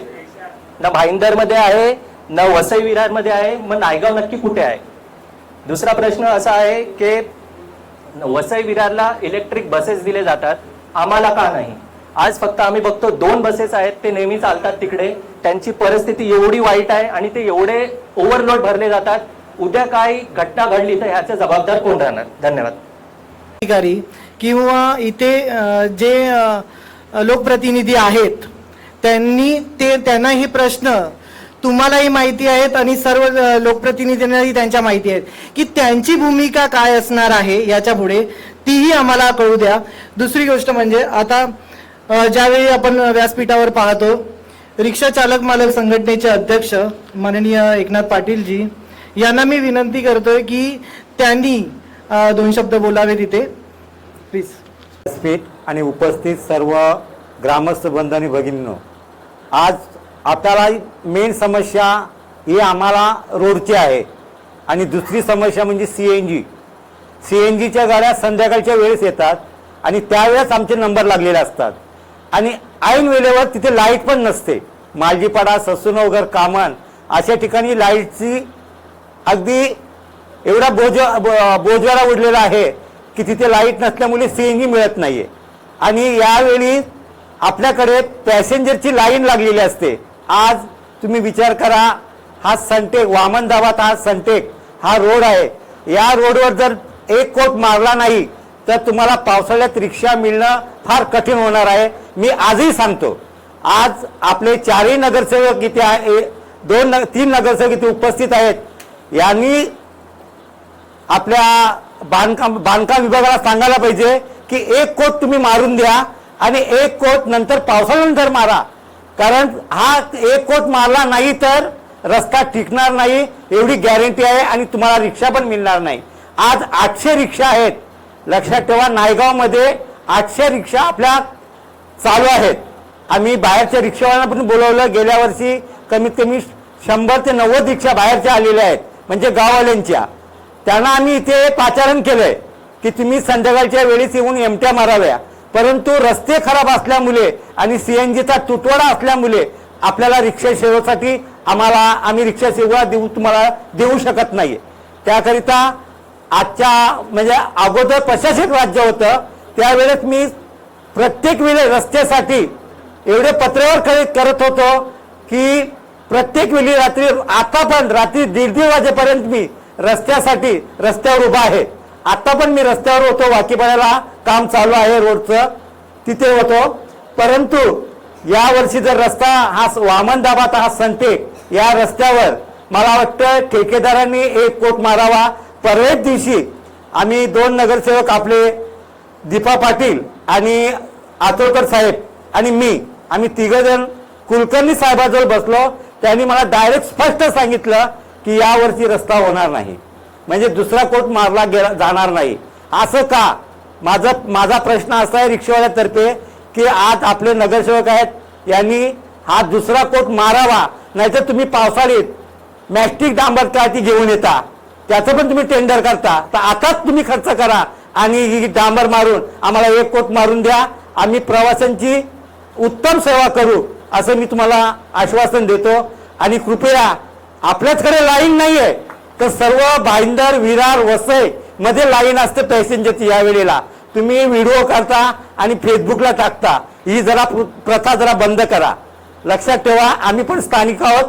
ही प्रथा तुम्ही बंद करा. लाईन सर्व ठिकाणी आहे, मी पण फिरतो पूर्ण ठिकाणी. विरारला, नालासोपारला आता तुम्ही गेला असाल संध्याकाळच्या वेळेला तर रिक्षासाठी बरेच लोक उभे असतात, आमच्या नायगावमध्येच नाही आहेत. आणि दुसरी खंत अशी आहे की नायगाव स्टेशनपर्यंत रिक्षा कधी जाणार आणि नायगाव स्टेशनपर्यंत तिकीट घराजवळ रिक्षा जावावी हीच माझी इच्छा आहे. आणि ती लवकरात लवकर आपले नगरसेवक आणि हे प्रशासन पूर्ण करतील अशी मी तुम्हाला आश्वासन देतो. जय हिंद, जय महाराष्ट्र. आणि आता जे मनसे पदाधिकाऱ्यांनी जे काही प्रश्न उपस्थित केला ते जे हे कॉन्ट्रॅक्टर आहेत ते सांगतात की आम्ही त्याच्यावर डांबरीकरण नाही करणार आहे, पावसाळ्यानंतर करणार किंवा पुढे करणार. अत्यंत निंदनीय गोष्ट आहे. आज उद्या जर या ठिकाणी ॲक्सिडेंट झाले, काय कोणाचे पाय फ्रॅक्चर झाले, वयस्कर लोकांना काही प्रॉब्लेम झाला तर त्याची संपूर्ण जबाबदारी हे कॉन्ट्रॅक्टर घेणार आहेत का? या पद्धतीनं त्यांनी उलट स्वतःचा खर्च करून का होईना त्या ठिकाणी डांबरीकरण केलं पाहिजे. या ठिकाणी जर या नागरिकांना जर ही सेवा मिळत नसेल तर हे नागरिक आपल्याला का मतं देतील? प्रत्येक पक्षाची जबाबदारी आहे नागरिक म्हणून. पक्ष एका बाजूला राहू दे, मी एक सामान्य नागरिक आहे आणि या ठिकाणी प्रत्येकाला सेवा मिळाली पाहिजे. रस्त्याची हा त्याचा अधिकार आहे आणि तो अधिकार मिळवण्यासाठी आज एवढे प्रतीक्षित आहोत आम्ही. आज 2 वर्ष पाहतो या ठिकाणी. गेल्या वर्षी तर खूप कंडिशन खूप वाईट होती. या खेपाला काही काळात रस्त्याचं काम सुरू झालं, आम्हाला आनंद वाटला की नाही आता या ठिकाणी पावसाळ्या ठिकाणी आम्हाला चांगल्या पद्धतीची सुविधा मिळणार. पण या ठिकाणी वाट होऊन आता 2 दिवसात पाऊस आला. पाऊस पडल्यानंतर या रस्त्याची जी बिनअवस्था होणार आहे ही अत्यंत दैनंदिन असेल. आणि आता रिक्षाच्या यांनी पण सांगितलं जर अशा पद्धतीने असेल तर CNGचे प्रॉब्लेम आहे, रिक्षाची सेवा नाही मिळणार. त्यामुळं जे काय हाल होतील किंवा जे काय नुकसान होईल याची जबाबदारी या कॉन्ट्रॅक्टरने घ्यावी असं मी या ठिकाणी आपल्या माध्यमातून सांगतो. विचारणार असेल वेगळी गोष्ट आहे, परंतु तुम्ही तुमचा पक्ष म्हणून या प्रश्नांसाठी काय करणार आहात हे प्लीज या जनतेला तुम्ही सांगाल तर. Thank you so much.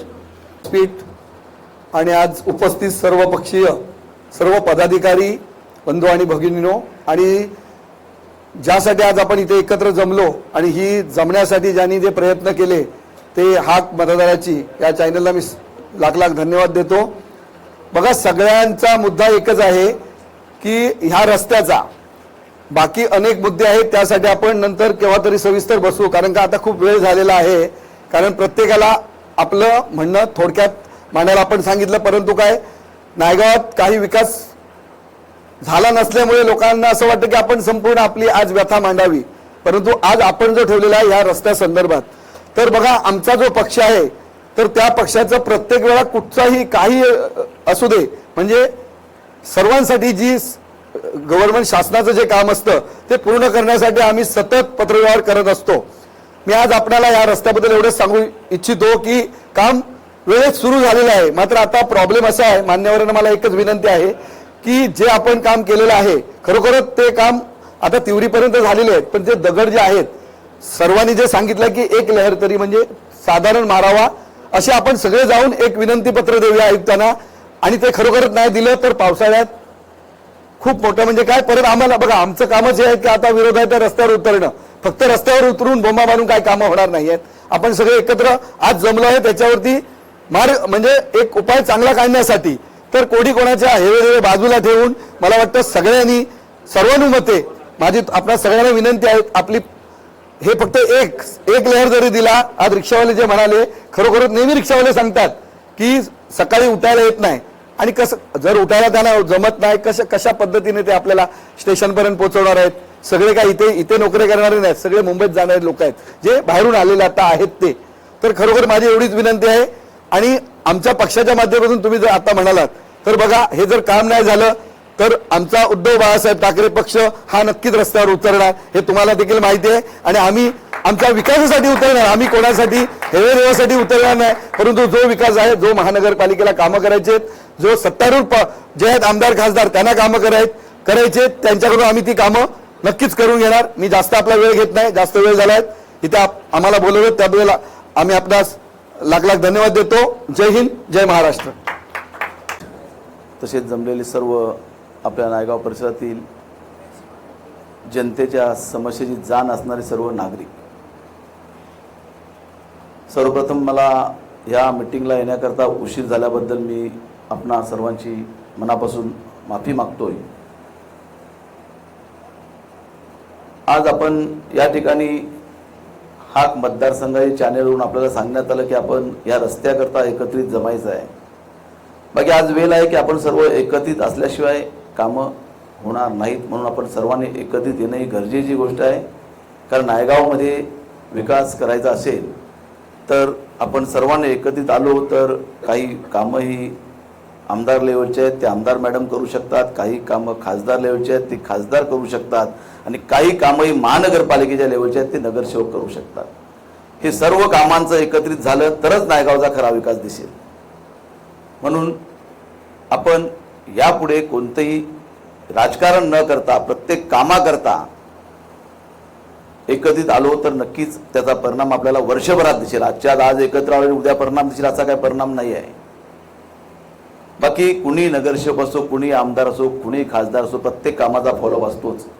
आमच्याकडे देखील प्रत्येक कामाची 15-20 पत्र असतील, परंतु त्याच्याने आपलं काम होतं अशाचा भाग नाही. बाकी आपण प्रतिदिन पत्रव्यवहार करणं हे पहिलं आपलं काम आहे, आणि तो फॉलोअप हा प्रत्येक नगरसेवकांचा असतो. विरोधी पक्षातले जे लोक आहेत त्यांचा देखील फॉलोअप असतो. तेव्हाशीच पंकज गावडे बोलला की आम्ही रिक्षा बाहेरच्या चालवतो त्याच्यावर पण आरोप करतात, बस चालू केल्या त्याच्यावर पण आरोप करतात. खरं आहे, आरोप चांगलं काम करण्यावर आरोप लोक करणारच. पंकज बोलला की आम्ही देखील एकही रुपया कधी कुणाचा खाल्ला नाही. देखील मी देखील आज तुम्हाला सगळ्यांसमोर सांगतोय, या संपूर्ण परिसरात आज काय कुठला ठेकेदार असो, कुठला चाल माफिया असो किंवा कुठला बुल्डर असो, कुणालाही जाऊन विचारा या चॅनेलवाल्यांनी की काय कुणाला काही मदत करतात. बाकी हे आरोप सहन करावे लागतात राजकीय माणसाला. समोरचा माणूस हा काही बोलू शकतोय, बाकी आपण त्या विभागातले प्रतिनिधी आहोत, आपलं ऐकणं काम आहे. बाकी आपली कामाची रणनीती आखणं गरजेचं आहे. सदर रस्त्यासंदर्भातला पहिला मुद्दा विषय की रिक्षावाल्यांचा हा एक सर्वात आत्ता जो महत्त्वाचा एकदम पॉईंट एकनाथ पाटील जे बोलले की खरोखरच रिक्षा चालवणंच मुश्किल होईल, मग लोक स्टेशनला जातील कसे. या संदर्भात आपला फॉलोअप कायम होता. ठेकेदारांनी जेव्हा काम चालू केलं त्यावेळी त्याला सूचना देखील दिल्या की तू जास्तीत जास्त स्पीडने काम कर. पोलीस चौकीला त्याला घेऊन गेलो, त्याला नाईटला काम करण्याची मुभा देखील दिली. परंतु काही ठेकेदारपणाच्या या हलगर्जीपणामुळे आपल्याला ही आज अशी परिस्थिती उद्भवलेली आहे. त्या संदर्भात आपण सोमवारीच एक कमिशनर साहेबांना रिक्वेस्ट बोला किंवा आपली एक त्या संदर्भात एक पत्र बोला की आम्हाला एक गरजेचं आहे, ह्याच्यात कारण नको आहे. आता सर्व पक्षी आपण एक 2 लोक जाऊया. बाबा आम्हाला रस्त्यावर एक सिलकोट तुमच्या नियमात नसेल पण तो करावा लागेल, नाहीतर तुमच्या नियमात सिलकोटला पेवर ब्लॉक लावा, काही करा, पण हा एवढा मार्ग फक्त वामन दाबा टू सनटेक 600-700 मीटरचा भाग आहे. संपूर्ण रस्ता 7 किलोमीटर आहे. त्या संपूर्ण रस्त्या संदर्भात आपण चर्चाच करत नाही. या संदर्भात आपण सोमवारीच त्या संदर्भात भेटतोय. 11-12चं मी टायमिंग घेतोय. आपण जाऊया आणि खरोखर पुढची आपली वाहतूक व्यवस्थाच कोलमडून निघेल. बाकी रस्ते जोपर्यंत पूर्ण बरे होत नाहीत तोपर्यंत रिक्षा चालकांना दोष देणं, परिवहनवाल्यांना दोष देणं, ह्याच्यातून काही मार्ग निघत नाही आहे. म्हणून सर्वप्रथम आपण रस्त्यांच्या मागे लागूया. मग रिक्षावाले देखील बोलतात की आम्ही चांगली सेवा देऊ, परिवहनची देखील जी आपली सेवा बिघडलेली आहे ती देखील चालू करू. कारण नायगाव स्टेशनपासून 2 परिवहन सेवा आहेत, पण त्या देखील रस्त्यामुळे स्लो होतात. इकडून देखील आहे, इकडे एक इंटरनल सेवा पण सुरू करायची. मध्ये सगळ्या सुरू करण्याकरता रस्त्यांची महत्वाची गरज आहे. आपला या विभागात दुसरा प्रश्न काढला मैन बघत त्यांनी की एक दरबार लावावा, 2 महिन्यात असू द्या 3 महिन्यात. खरोखर दरबार लावणं गरजेचं आहे. बाकी दरबार आपण महापौरांचा लावूया की तिकडे सगळे अधिकारी उपस्थित पाहिजे, कमिशनर उपस्थित पाहिजे. नाही तर कसं आज जसं आपण तुम्ही प्रश्न बोलले आम्ही उत्तर देतोय, पण आमच्यासोबत कुणी आज अधिकारी नाही आहे त्याचं परफेक्ट उत्तर द्यायला. म्हणून ह्यापुढे नको 2 महिन्यात पण 6 महिन्याच्या आत तरी एक जनता दरबार महापौरांचा या विभागात नक्की घेण्यात येईल अशी मी तुम्हाला ग्वाही देतोय, की जेणेकरून आपण आपले विषय तिकडे मांडू शकतो आणि अधिकारी रोखठोक उत्तर देतात, लोक देखील त्या ठिकाणी आपले रोखठोक मत मांडू शकतील. पुढचा विषय काढला जो कचऱ्याचा विषय काढला. काही ग्रामपंचायत हद्दीतला भाग आहे, काही महापालिका हद्दीतला भाग आहे. तर महापालिका हद्दीतल्या भागातले कचरे उचलतात, नसेल उचलत तर दरबार लागेल तेव्हा लागेल, पण आम्ही देखील रोज आमच्या ऑफिसला आहोत. आम्हाला तुम्ही फोटो पण टाकले, दादा इकडे कचरा आहे, दादा इकडे लाईट बंद आहे, काही असेल काम ते टाकल्यानंतर नाही 24 तासात पण 48 तासात ते काम होईल 100%. आपण इकडे भेटल्यावर झाक मतदारसंघी सर्वांना एकत्र करतील तेव्हाच विषय काढणार, तेव्हाच कामं करू असा काही विषय नाही आहे. ऑफिसला आपण बसले असतो, विरोधी पक्षवाले पण बसले असतात, प्रत्येक आमदार मॅडम बसले असतात, महापौर बसले असतात. कुणाकडे जाऊन आपलं काम, आपल्या विभागाचा विकास करून घेणं ही सध्या आपली प्राथमिकता. नायगाव ब्रिजचा विषय काढला आपण, कोर्टातला विषय होता, त्याकरता देखील आता निधी देखील मॅडमने उपलब्ध करून दिला आहे, तरी देखील त्याला अजून गती आलेली नाही, कारण त्याच्या काही स्टेप्स बाकी आहेत.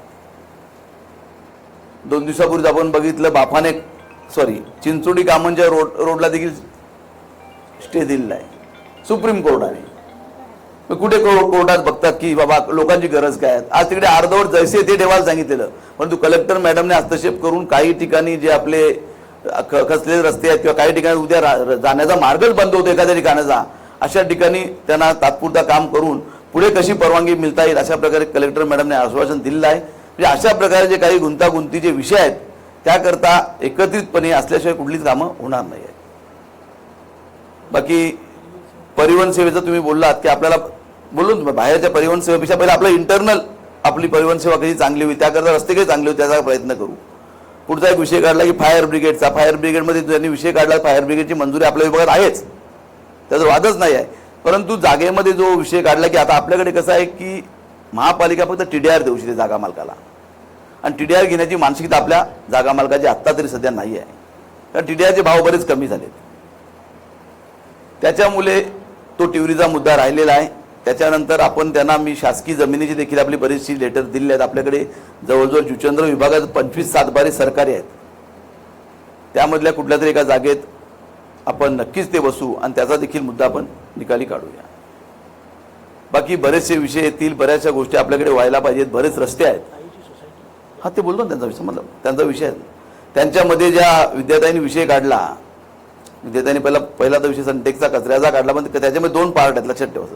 ग्रामपंचायत हद्दीतले लोक असते आज हजर असायला पाहिजे होते इकडे, ठीक आहे त्यांना काही कामं असतील म्हणून आपण लगेच त्यांना तसं काही गृहीत धरून जमणार नाही. पुढे त्यांना पुढच्या मिटिंगला आपण बोलूया किंवा आपण त्यांना भेटूया की बाबा यांचा कचरा उचलायची जबाबदारी ग्रामपंचायतची आहे, बाकी तुम्ही महापालिकेच्या डम्पिंगमध्ये टाकू शकता.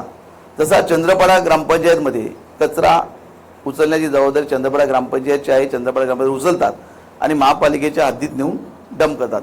तसं टिवरीवाल्यांच्या ग्रामपंचायत देखील एक काहीतरी डंपर बुक केलेला आहे आणि ते आले की लवकर त्या ठिकाणी देखील ती सुविधा होईल. बाकी काही पैशाचा काही विषय केला काही लोकांनी की कचरा उचलायला पैसे, कुठल्याही ठेकेदारला असले कुठले पैशाची वाईट सवय लावू नका. काही असतील विषय तक्रारी करा, लक्षात ठेवा. ठेकेदारला पैसे दिले मग आपलं काम होईल असं काही समजू नका.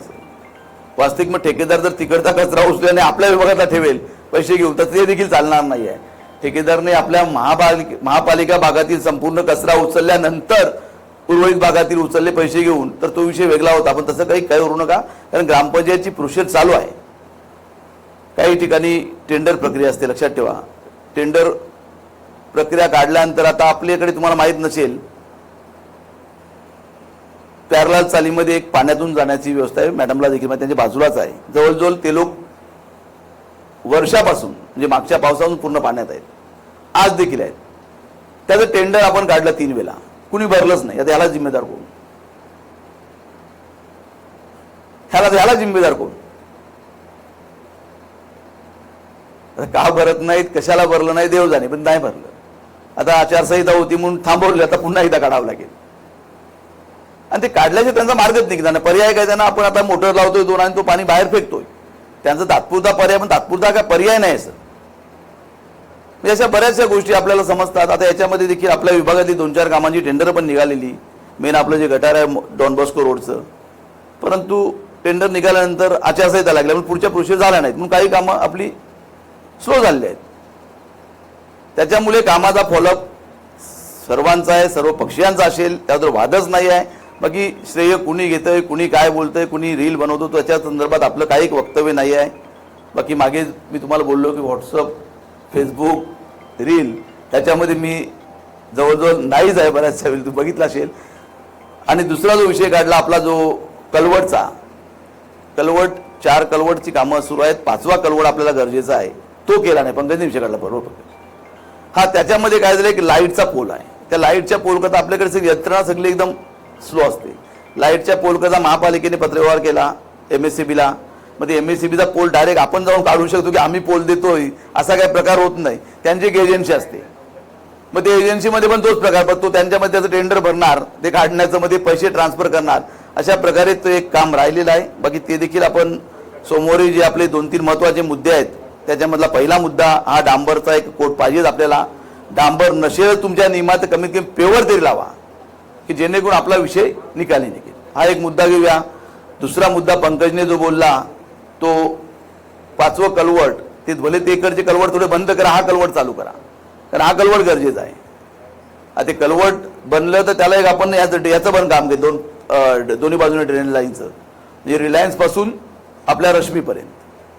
म्हणजे कलवट तेच रिलायबल महालक्ष्मी टू रश्मीपर्यंत ते ड्रेनेजचं पण आपण त्या कलवटच्या याच्यामध्येच काम घेतलेलं आहे. त्या कलवटचं काम देखील एक इंजिनियर प्रशासकीय राजवटीमध्ये बोला काही बोला त्याचं देखील काम घेतलं होतं इंजिनियर लोकांनी कमी याच्यामध्ये, आणि त्याच्यानंतर त्याला पायलिंग केल्या, त्याचं इस्टिमेट वाढलं, काम थांबलेलं. मग कमिशनर साहेबांची भेटलो, काम तर चालू करा, मग ह्या मिटिंगमध्ये जी मंजुरी करता घेतलेली असेल, सर्व पक्षी लोक सहकार्य करतात, विषय मंजूर होतात, तो विषय वेगळा. म्हणजे अशा प्रकारे काही इंजिनिअरिंग सगळ्याच गोष्टी आम्हाला देखील टेक्निकली माहीत नसतात. इंजिनिअरिंग लोकांच्या चुका असतात की त्यांनी ते टेंडर काढलं खरी, पण त्याच्यामध्ये त्यांचं इस्टिमेट कमी झालं, कारण त्या लोकांनी पायलिंग करावी लागली. पायलिंग बरं तुम्ही बघितलं असेल, पायलिंग मशीनने ते आपले कन्वर्ट केलेले आहे, त्याच्यामुळे त्यांचं बजेट वाढलं गेलं. कारण पायलिंग त्यांचं म्हणा सॉईल टेस्ट केली तेव्हा बरीच खाली किचड होता, म्हणून पायलिंग करणं गरजेचं होतं, आणि अगोदरच्या बजेटमध्ये ते नव्हतं. मग ह्या मिटिंगमध्ये आमच्या 22 तारखेच्या मिटिंगमध्ये त्याला मान्यता घेणार आहेत, आणि मग तो विषय चालूच आहे, पण तो अगोदर चालू केला, ॲडव्हान्स चालू केलेला आहे. बाकी आमच्यापर्यंत ह्या विभागात जी जी कामं पेंडिंग आहेत ती करण्याचा प्रयत्न आहे. प्रत्येक आपला रोड व्हायला पाहिजे, कारण प्रत्येक रोड आपले जुने झालेले आहेत. याचा विषय केला तुम्ही पंकजने की बापाने टू नायगाव, त्याचं देखील काम धीम्या गतीने आहे. त्याच्याची देखील आम्ही रोज कॉन्ट्रॅक्टरची बातचीतमध्ये आहोत, रोज एक गाडी आणून करतोय. रिक्षेवाले तर बाकी ठामपणे 2-2, 3-3 वाजेपर्यंत उभे असतात त्या ठिकाणी, कारण सगळ्यात जास्त त्रास त्यांना का होतोय, कारण ते लोक दिवसाला 20 ट्रिप करतात. तर आम्ही बोला एका ठिकाणी गेलो, एकदा आपण वसेला निघून परत रात्री येणार, मग त्या ठिकाणी आपण एका ट्रिपनेच त्या जो त्रास होतो आपल्याला, ह्या लोकांना 20 वेळा त्रास सहन करावा लागतो. त्यांचा मेंटेनन्स ते बोललेच नाहीत, पण आम्ही सगळ्या गोष्टी जाणून आहोत, कारण बऱ्याचशा वेळेला त्यांचं योगदान हे आपण प्रत्येक ठिकाणी बघितलेलं आहे, आणि प्रत्येक ठिकाणी ते सोबत असतात, आणि प्रत्येक ठिकाणी पत्रव्यवहार देखील करत असतात. परंतु त्यांना प्रशासनाची जोड, त्यांना सत्ताधाऱ्यांची जोड ही गरजेची आहे, आणि त्या प्रकारे ते कुठल्याही पक्षामध्ये न बघता ज्याच्याकडून काम होईल त्याच्याकडे त्यांचा फॉलोअप असतोय, आणि याच्यापुढे देखील असेल. आणि अशा प्रकारे आपल्या नायगावमध्ये जे जे विषय प्रलंबित आहेत ते सोडवण्याकरता आपण असे कायम एकत्रित येऊ, कारण राजकारण करण्याची वेळ संपलेली आहे, निवडणूक झालेल्या आहेत. आता पुढील जेव्हा 2031 येईल तेव्हा नक्कीच राजकारण करूया, परंतु आता ती वेळ संपलेली, त्यामुळे आता राजकीय कुणी जरी कुणावर टीका केल्या तर निवडणुकी 2031लाच आहे, त्यामुळे टीका करण्यात काही एक मजा नाही आहे. सध्या आपल्याला कामं करण्याची मजा घ्यायची आहे, म्हणून आपण कामं ज्या ज्या ठिकाणी ज्याची ज्याची गरज लागेल त्या त्या ठिकाणी त्या त्या पदाधिकाऱ्याची गरज घेऊन आपण आपली कामं करू, असा माझा मानस आहे. आणि मी तुमच्यासोबत कुठे यायला तयार आहे, आणि नक्कीच आपण सर्व एकत्रित आलो तर वर्षभरात त्याचा आपला रिझल्ट दिसेल. सगळे रोडचे आपण मंजुरी घेतली, सगळे रोड आपण घेतले एस्टिमेट करून, पण सगळेच काय ॲट ए टाइम होणार नाही आहेत. आणि फक्त जुचंद्र ह्याच गावात नाही, म्हणजे आता आपण बघाल तर 4 नगरसेवक, परंतु नायगावपासून निघालो तर खोलांड्यापर्यंत, ससूनगावपासून निघालो तर सातिवलीपर्यंत एक मोठ्या एरियाचा वाढ, आणि याच्यामुळे उलटी बरीचशी तांत्रिक अडचण देखील होते कामाची, कारण एका ठिकाणी एकाच काम घेतलं की त्या ठिकाणी दुसऱ्या ठिकाणी पण एकाच काम करावं लागतंय. त्याच्यामुळे आपले जे सिंगल वार्ड जे होते ते ठीक होते, की जेणेकरून जबाबदार देखील एकच व्यक्ती असायचा आणि कामाचं प्राधान्य देखील त्याला द्यायला मिळालं त्या ठिकाणी. तसा प्रकारे 4 वॉर्डमध्ये काही ठिकाणी होतोय गुंता, पण याच्या पुढे आपण हा कुठला गुंता न समजता आपण 4ही नगरसेवक एकत्रित आहोत. आमच्यामध्ये तशी काही कुरबुर नाही आहे की या विभागातच का केलं, जुचेंद्रला तुम्ही 4 कामं का घेतली, कामनलाच 2 कामं का घेतली, असा कोणताही प्रकार नाही आहे. बाकी तुम्ही लोकांनी सर्वांनी आमच्यावर मनापासून आणि भरभरून विश्वास ठेवलात. तुमच्या विश्वासाला तडास जाऊ देणार नाही एवढी मी ग्वाही देतोय. आणि हा दरबार भरवल्याबद्दल मी हाक मतदारसंघ चॅनलचे मनापासून आभार मानतोय. आणि खरोखरच हाक मतदारसंघाने असे कार्यक्रम राबवावे. बाकी प्रत्येक मीटिंगमध्ये सुरुवातीला सूचना द्याव्या की कुठल्याही राजकीय पक्षाचं नाव न घेता भाषणाला किंवा कशाने सुरुवात करावी. कारण आपलं हे गाव, आपला परिसर ह्या सर्व राजकीय पक्षाने आहेत. कारण आपल्याकडे सर्व पक्षाचे नेते आहेत, सर्व पक्षाचे पदाधिकारी आहेत आणि चांगल्या मोठ्या पोस्टला आहेत. त्यामुळे आपण कुणा एखाद्यावर टीका टिप्पणी केली की दुसरा टीका टिप्पणी करणारच. म्हणून मी याच्या अगोदर देखील विशूला फोन केलेला की जाहीर मीटिंग चालू करण्या अगोदरच सांगा की कुणावरही काही टीका टिप्पणी करू नका. कामाचं श्रेय सर्व घेतात, कारण कामाकरता प्रयत्नही सर्व करतात. त्याबद्दल आपल्याला कुणाबद्दल या काहीच मानायची गरज नाही आहे. बाकी प्रत्येकाला माहिती आहे की महापालिकेतल्या क्षेत्रातलं काम नगरसेवक करतील, आमदारकी क्षेत्रातले काम आमदार करतील, खासदारकी क्षेत्रातली जी कामं आहेत मोठी आपली रेल्वे बोला ही याची ते खासदार करणार आहेत. त्याच्याबद्दल कुणी चर्चा करण्याची तेवढे लोक अडाण नाही आहेत. प्रत्येकाला माहिती आहे कुणाचं श्रेय आहे ते. कुठल्याही गोष्टीत काही मोठी खोटी श्रेय घेण्याची कुणाला गरज नाही आहे. तेवढी जाणीव प्रत्येकाला आहे आणि प्रत्येकाला तेवढी समज देखील आहे. आणि सगळे आपले विभागातले लोक सुशिक्षित आहेत, त्यामुळे कुणालाही सांगण्याची गरज नाही आहे. प्रत्येक लेवलच्या माणसाकडून आपलं काम, आपला विकास कसा होईल. कारण आपण 5 वर्षाकरता निवडून दिले आमदारांना, आपण 5 वर्षाकरता निवडून दिले खासदारांना, 5 वर्षाकरता निवडून दिले नगरसेवकांना. त्यामुळे 5 वर्षात आपली मॅक्झिमम कामं कशी होतील आणि त्याकरता आपण एकत्रितपणे कसं राहू आणि एकत्रित असल्याने कामाचा कसा आनंद मिळेल ह्याचा अनुभव आपल्याला घ्यायचा आहे. पुन्हा एकदा सर्व आलेल्या नागरिकांना देखील मी मनापासून धन्यवाद देतोय की तुम्ही देखील आज कुठलाही श्रेयवाद तुमच्या मनात नाही आहे. रिक्षेवाले कुठे श्रेयामध्ये नसतात, पण सर्व कामात अग्रेसर असतात. आज देखील मिटिंगला आमच्या अगोदर हजर होते. म्हणून सर्वांना खरोखर मनापासून मी धन्यवाद देतोय आणि पुन्हा चॅनलचे मी आभार मानतोय. जय हिंद, जय महाराष्ट्र. कुठल्या प्रश्नाचं उत्तर बाकी जशी कार्डियक ॲम्ब्युलन्सचा आपण विषय केला तो देखील करू ना आपण. म्हणजे 108 ॲम्ब्युलन्स असते, पण कार्डियक ॲम्ब्युलन्स आपले मोठे विषय आहेत. बोल ना ताई. एकच फक्त रिक्वेस्ट आहे की बिल्डर जेव्हा कधी देईल आपला हँडओव्हर देईल काय तो वेगळा प्रश्न आहे. पण पावसाळ्यात मेन मुद्दा असा आहे ना की ह्या रोडला, कारण आपण जिथे राहतो आपण तिथे पहिला अगोदर बघणार की तो रोड बरं व्यवस्थित पाहिजे. एवढा चिटकन होऊन जातं ना, ॲटलिस्ट एमर्जन्सीसाठी माणसाला चालण्यापुरती तरी रोड पाहिजे. म्हणून तुम्हाला बोलतोय. आणि त्याच उत्तरामध्ये पहिलं उत्तर जे दडलेलं आहे सगळ्यांचं ते रस्त्याचं. आणि रस्त्याचं काम सर्वांनी मिळून किंवा सर्व पक्षीय लोक, सर्व पक्षीय पदाधिकारी ज्यावेळी मंडेला म्हणजे परवा सोमवारी सर्वजण जाऊन त्या तिथे विनंती करणार आहात की 1 कोट तरी डांबराचा शॉर्ट नोटीसमध्ये जसं आपण काल ठरवलं आणि आज तुम्ही तत्परतेने इथे हजर राहिलात त्याबद्दल मनापासून आपले आभार. सुशांत सर थोडे लेट झालात, परंतु तुमचे खूप खूप आभार की तुम्ही आमच्या कॉलवरती इथे आलात. आणि दुसरी गोष्ट म्हणजे ज्या जबाबदार नागरिक इथे आहेत आणि त्यांनी ज्या पद्धतीने आपले प्रश्न हे लोकप्रतिनिधींपुढे मांडले त्यांचेही खूप खूप आभार. म्हणजेच हा एक वेळ आणि हा एक आमचा प्रामाणिक प्रयत्न आहे की लोकप्रतिनिधींना एका मंचावरती आणावं, सर्व पक्षाचे लोकप्रतिनिधी इथे यावेत आणि त्यांनी ते आपल्या नागरिकांसाठी की काय करणार आहेत आणि त्यांचे प्रश्न जाणून घ्यावेत. हा एक प्रामाणिक प्रयत्न होता. त्या प्रयत्नामध्ये समजा कोणाचं मन दुखावलं गेलं असेल किंवा इथे असलेले नागरिकांकडून तुम्हाला कोणता अपशब्द आला असेल तर मी प्रामाणिकपणे त्याची माफी मागतो. दुसरी गोष्ट म्हणजे ज्या पद्धतीने तुम्ही असं म्हणालात की इथे जनता दरबार भरावा आणि तिथे महापौर साहेब उपस्थित असतील, ही खूप एक चांगली संकल्पना आहे आणि ती ज्या महेंद्र भगत साहेब यांनी जी मांडली तीही खूप सुंदर आहे. त्याच पद्धतीने सर काय बोलायचं आपल्याला.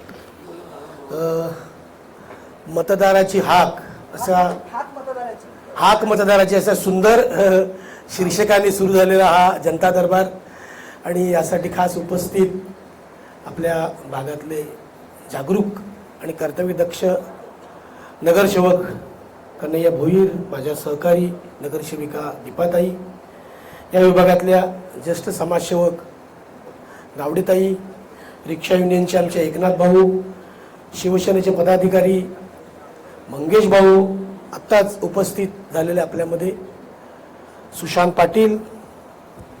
खरोखर जुचंद्रा गावाचं वैशिष्ट्य आहे, सुज्ञ नागरिक कोणाला म्हणावं, जागरूक नागरिक कोणाला म्हणावं, तर जुचंद्राच्या जनतेमध्ये ते सामावलेलं आहे. निश्चित स्वरूपाने आपण इथे बरेचसे प्रश्न मांडले ना. आपल्या सोबत गेले अनेक वर्ष या विभागात काम करणारे कन्हैया भोईर यांनी समाधानकारक उत्तरं आपल्याला दिली असं मला जाणवतंय.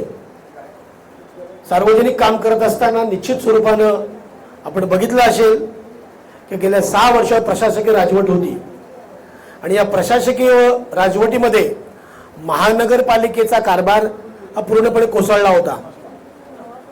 आता आमच्यासोबत जशी बहुजन विकास आघाडीची बहुमताने सत्ता आहे तसे आमच्यासोबत विरोधकांचं बळबळ सुद्धा आहे. विरोधक सुद्धा मोठ्या प्रमाणात आमच्यासोबत आहेत. विरोधक जेव्हा मोठ्या प्रमाणात असतात तेव्हा काम सुद्धा चांगलं होतंय आणि ते जागरूकपणे मांडण्याचा सभागृहात प्रयत्न करतात. पूर्वी आमच्या सभा होत्या ते 2ला सुरू झाली का 4ला आटपायची, आता रात्री आम्हाला 8 वाजतात. तर निश्चित स्वरूपात जमिनी जनतेचे प्रश्न असतात ते सोडवण्याचा दोघांकडून प्रयत्न केला जातो. आज इथे खूप मोठ्या प्रमाणात एकच मुद्दा आहे आपल्या रस्त्याचा. आपले रिक्षा युनियनचे अध्यक्ष एकनाथ भाऊ असतील ते मला वाटते सतत नगरपालिकेत असो तहसीलदारमध्ये असो ते आपले प्रश्न मांडत असतात आणि त्या दिवशी अचानकपणे दीपाताईला मला ते भेटले परवाच्या दिवशी आणि आमची चर्चा झाली उभं राहून. आम्ही तातडीने इंजिनियरकडे गेलो, आपल्या कुलकर्णी साहेबांकडे. त्याच्या अगोदर मी आणि दीपाताई आम्ही सिटी इंजिनियर आपले त्यांची पण भेट घेतली या रस्त्या संदर्भात. त्यांनी मला तांत्रिक अडचण सांगितली की तुमचा जो रस्ता आहे हा सेंटॅकपर्यंत निश्चित होईल पण आम्हाला सिलकोट टाकता येणार नाही. म्हटलं साहेब का? त्यांनी आम्हाला सांगितलं की सिलकोट पावसात टाकता येत नाहीये, मुळात रस्ता लेट सुरू झाला. म्हटलं जर सिलकोट नाही टाकला दगड सगळे बाहेर निघतील आणि मरणी यातना भोगलेल्या त्या रस्त्यावर लोकांनी आणि लाखोच्या संख्येने लोक राहायला आलेले आहेत आणि एकमेव साधन रिक्षा आहे 3 चाकाची. सर ते करावं लागेल. त्यांनी मला सांगितलं का आता जर टाकलं आपण तर ते पावसात वाहून जाईल आणि मग टाकून झालं तर कॉन्ट्रॅक्टर हात वर करेल का मी सिलकोट टाकून तुम्हाला हँडओव्हर केला रस्ता. आणि उन्हामध्ये जर सिलकोट टाकला तर प्रखर ऊन असते, डांबर वितळते आणि एकजीव होते. अशा प्रकारे त्यांनी तांत्रिक अडचण सांगितली. ही त्याची तांत्रिक अडचण झाली, ती इंजिनियर अडचण झाली, परंतु लोकांची अडचण त्याच्यापेक्षा 1000 पटीने मोठी आहे. म्हणून निश्चित स्वरूपामध्ये मी पण स्थायी समितीवर काम करतोय. निश्चित स्वरूपामध्ये जसं भोईर साहेबांनी सांगितलं आपल्याला का सोमवारी सर्व पक्ष आणि एवढी लोक जर एकत्र असतील सर्व पक्षाची आणि आपलं जर विकासा मुद्दा असेल तर निश्चित आपल्याला कोण थांबवणार नाही. आपण त्या रोडवर कसाही करून 1 कोट आपण सर्व ताकदीने तिथे लावू. त्यामुळे त्यांची तांत्रिक अडचण असेल पण त्याच्यावर एक सिलकोटचा 1 कोट कसाही आपण करायला लावू. एकजुटीने आपण तो करू याची खात्री तुम्हाला देतो. त्यासाठी आपल्याला काही करायला लागलं तरी चालेल. निश्चित स्वरूपाने पावसाचे दिवस आहेत. आपला हा जो रस्ता आहे ना हा 40 मीटर आहे, म्हणजे जवळजवळ 4×12 120 फूट आहे. म्हणजे एका टायमाला इकडनं 4 गाड्या, तिकडनं 8 पदरी 6 पदरीपेक्षा मोठा रस्ता आहे. दरम्यानच्या काळामध्ये रस्त्याच्या दुतर्फी आपण बघितले इलेक्ट्रिकचे मोठे मोठे पोल आहेत, ट्रान्सफॉर्मर आहेत आणि त्याच्या खाली आमची पाण्याची लाईन सुद्धा आहे. तर निश्चित स्वरूपाने हे सगळं व्हायला बराचसा कालावधी जाईल पण तूर्त जो उपलब्ध रस्ता आहे तो निश्चित झाला पाहिजे. या दृष्टिकोनातून आपण सर्वांनी एकजूट करू. कचऱ्याच्या प्रश्नाचं निवारण भोईर साहेबांनी केलं, ग्रामपंचायत आणि महानगरपालिका. परंतु एक दुःख वाटलं का या कचऱ्याच्या जे काही ठेकेदार किंवा जे काम करणारे मंडळी असतील ते पैसे घेतात, हे चुकीचं आहे.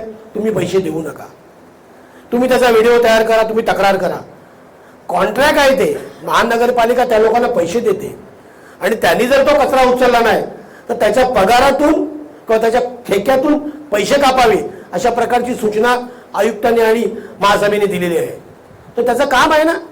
माझ्याकडे माणसं नाही आहेत, मग मी काय करू, माझ्याकडे मॅनपॉवर नाही आहे, हा तुझा प्रश्न आहे, तो लोकांचा प्रश्न नाही आहे. तू 4 माणसं लावून पूर्ण साफ कर तर 40 माणसं लावून साफ कर. तर निश्चित स्वरूपात जर कचरा उचलला जात नसेल तर तुम्ही त्याचे व्हिडिओ करा आणि डायरेक्ट कमिशनरला पाठवले, आम्हाला पाठवले अतिउत्तम, आम्हाला पाठवा आणि तुम्हाला जे योग्य वाटते त्या ठिकाणी पाठवा. कारण हा कचरा उचलण्याचे ऑलरेडी ठेक्याने पैसे करोडो रुपये त्या ठेकेदाराला मिळत असतात. जागरूक नागरिक म्हणून आपण ते निश्चित लोकांसमोर आणा. बाकी सगळे विषय भोईर साहेबांनी घेतलेत. आमच्या वतीनं जे काय कामं असतील स्थायी समितीच्या माध्यमातून बरीचशी कामं राहिलीत. पावसाच्या काळामध्ये आता बघितलं असेल तुमचा एक प्रॉब्लेम कोर्टामध्ये जसा ब्रिजचा तो न्यायालयीन प्रविष्ट आहे. तर त्या न्यायालय आता कामांचा रस्ता आम्ही काही यातना भोगल्या आम्हाला माहिती, त्याच्यावर स्टे होता 10 वर्ष. ट्रक पलटी होईल एवढे मोठे खड्डे होते. पण निश्चित स्वरूपात तो उठला आणि तातडीने रस्ता आम्ही केला. जसे आम्ही निवडून आलो सगळी कामं बंद पडलं, कामं ते चिंचोटी करा आणि तो झाला. परवा दिवशी पुन्हा स्टे आला त्याच्यावर आणि ते बंद केलं. आता मध्ये खास कळगी आहेत. पण कलेक्टर मॅडमने सांगितलं की जे छोटे छोटे कामं आहेत ती करून घ्या, तो रस्ता पूर्ण होईल. निश्चित स्वरूपात जी कामं करत असताना अशा प्रकारचे तिथे पण तो 6 लाईन आहे, म्हणजे कॉलेज आहे पोमंडचं, ते कामं 6 पदरी आहे. तिथे पण त्या पाण्याची लाईन खांब वगैरे सगळे येतील. अशा प्रकारची कामं करताना एक जागरूक नागरिक म्हणून तुम्ही आम्ही जर एकत्र असू तर निश्चित स्वरूपात आम्हाला पण जाणीव राहील का तुम्ही आम्हाला ज्या मताने निवडून दिले, ज्या भरघोस मताने विश्वास दिले आमच्यावर, त्याला आम्ही नक्की आम्ही कोणत्याही प्रकारे त्याला आम्ही कमी पडणार नाहीत. तर ती प्रत्येक समस्या ही आमची समजून आम्ही काम करू. तुम्ही आमच्या पाठीशी निश्चित उभे राहा अशाच प्रकारे.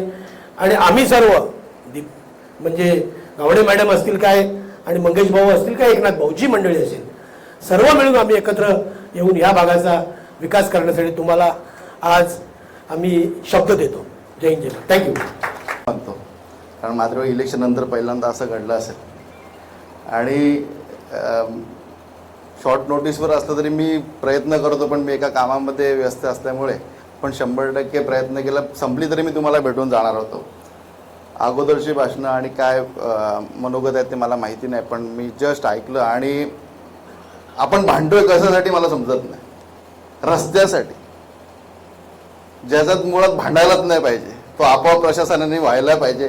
त्याच्यासाठी आपण आपला आयुष्यातला एवढा मोठा वेळ घालून, लोकप्रियतेचा वेळ घालून आपण बसलोय.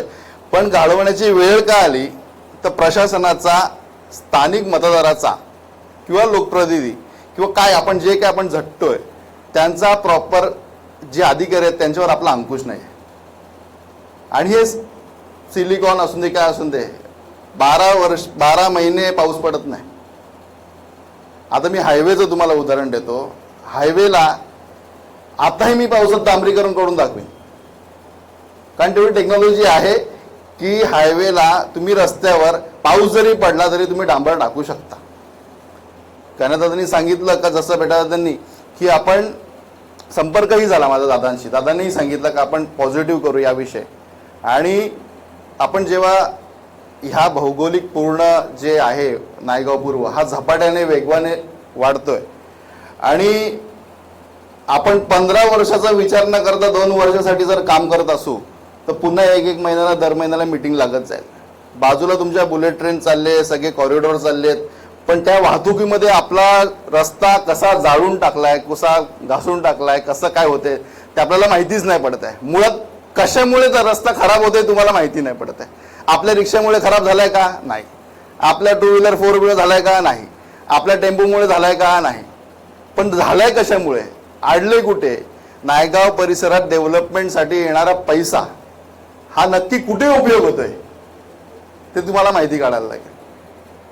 आज दादांना सुद्धा माहिती असेल करोडो विकास निधी या मार्फत जमा होत असेल, पण आपण जेव्हा काम करत असताना नक्की बोलायला आपण पॉइंट काय पाहिजे का, हा रस्ता नुसता रटसा नाही, बाजूचा असलेलं जे काय सुखसुविधा असतात, जे MMRDचे प्लॅन आहेत, आताच मी एका मीटिंगमध्ये होतो का 2035चा प्लॅन त्यांच्याकडे होता आणि आपण आज 2026 साठीच भांडतो. म्हणून आपण नक्की कसं भांडलं पाहिजे आणि काय प्रश्न मांडले पाहिजे. तर माझ्या वाटतं आपण जेव्हा संयुक्त एकत्र कमिशनर साहेबांकडे बसू का नक्की नायगावचा आराखडा काय आहे तो नायगावच्या जनतेपुढे आला पाहिजे. जर आराखडा जनतेपुढे आला तरच माहिती पडेल. मुळात रिक्षा चालक मालक संघटना नेहमी त्यांचा आवाज उठवत असतात, परंतु रुंदीकरण रस्ता असून दे, कलवट असून दे किंवा 20-20चा ब्रिज असून दे, प्रत्येकाने आपलं, मला तरी असं वाटत नाही की आपण हा सर्वपक्षीय बोलायलाच पाहिजे का काय. कारण आपण शेवटी इकडे नायगाववासी आहोत आणि स्थानिकच आहोत. आणि मला तरी वाटते का आपण कमिशनर साहेबांकडे बसताना आपले जे प्रश्न उत्तर असतील, अपेक्षित प्रश्नाचे अपेक्षित उत्तर आले पाहिजे. जर अपेक्षित उत्तर नसतील तर मला तरी वाटते का पुढची जी असेल, शेवटी बघा देशाला स्वातंत्र्य संघर्ष करूनच भेटला आहे आणि अजूनही संघर्ष करावा लागतो. म्हणून संघर्ष तर करावा लागणारच आहे किती काय झालं तरी, परंतु आपण करताना सगळ्यांनी समतोल विचार करून आपण जर पुढे ठरवलं तर बाकी मग आपण आपल्या कुठल्या स्टाईलनी करायचं किंवा काय करायला पाहिजे. हायवेचं मात्र वाटते आमचा हायवेचं आता पूर्ण झालेलंच आहे. आता नवीन वर्सोवा ब्रिज तोही सांगतो का दादा, हायवेचा वर्सोवा ब्रिजचा जो डांबरीकरण आहे ते मॅस्टिकमध्ये पूर्ण करतात. अर्धा तासात डांबर सुकणार आहे. मात्र वाटते नायगावला असं केलं तरी काही हरकत नाही, होऊ शकतं. आपण कमिशनर साहेबांना जर सांगू शकतो, जर बजेट वाढलं काय वाढलं तर आपण टप्प्याटप्प्याने करू. तर पुन्हा एकदा मला बोलवल्याबद्दल आणि माझं मनोगत व्यक्त करण्याबद्दल दिल्याबद्दल खूप खूप आभार मानतो आणि सर्व सन्माननीय लोकप्रतिनिधी तसेच जागृत नायगावकर इकडे मला बोलवल्याबद्दल खूप खूप आभार. धन्यवाद. पुन्हा एकदा सन्माननीय व्यासपीठावरील सर्व नगरसेवक, पाटील साहेब, भूमिपुत्र अध्यक्ष, तसेच आपले रिक्षा युनियनचे अध्यक्ष एकनाथ पाटील, शिवसेना उद्धव बाळासाहेब ठाकरे गटाचे प्रमुख मंगेश चव्हाण आणि इथे जमलेले माझे समस्त प्रभाग 27चे नायगाव. मला तुमच्या पहिल्या प्रश्नाला उत्तर द्यायचं आहे. आपल्या सन्माननीय दोन्ही नगरसेवकांनी आपल्या प्रश्नांची उत्तरं दिलेलीच आहेत आणि चांगल्या प्रकारे आपलं त्यांनी सोल्युशन सांगितलेलं आहे. पहिला तुमचा प्रश्न की तुम्ही विरोधी पक्षनेता सक्षम असून देखील तुमचा आवाज मनोज पाटील महासभेत नायगावचा उचलून धरत नाहीत का? कदाचित माझं मत आहे हे, मी मनोज पाटलांच्या वतीने नाही, माझं मत सांगते की कदाचित त्यांना असं वाटत असेल की चारही नगरसेवक एकाच पक्षाचे असल्यामुळे, सत्ताधारी पक्षाचे असल्यामुळे इथे सगळं बनवेल आहे, म्हणजे कॉन्ट्रॅक्टर व्यवस्थित काम करत असेल असं त्यांना वाटत असेल. म्हणून त्यांनी हा मुद्दा अजूनपर्यंत हा मुद्दा धरला, म्हणजे उचलून धरला नसेल. ह्याच्या पुढे विरोधी पक्षाचे नेतृत्व म्हणून आमचीही जबाबदारी राहील की त्यांच्याकडनं हे सतत नायगावसाठी पाठपुरावा करून घेणं ही माझी जबाबदारी आहे. दुसरी गोष्ट, ब्रिजचा मुद्दा.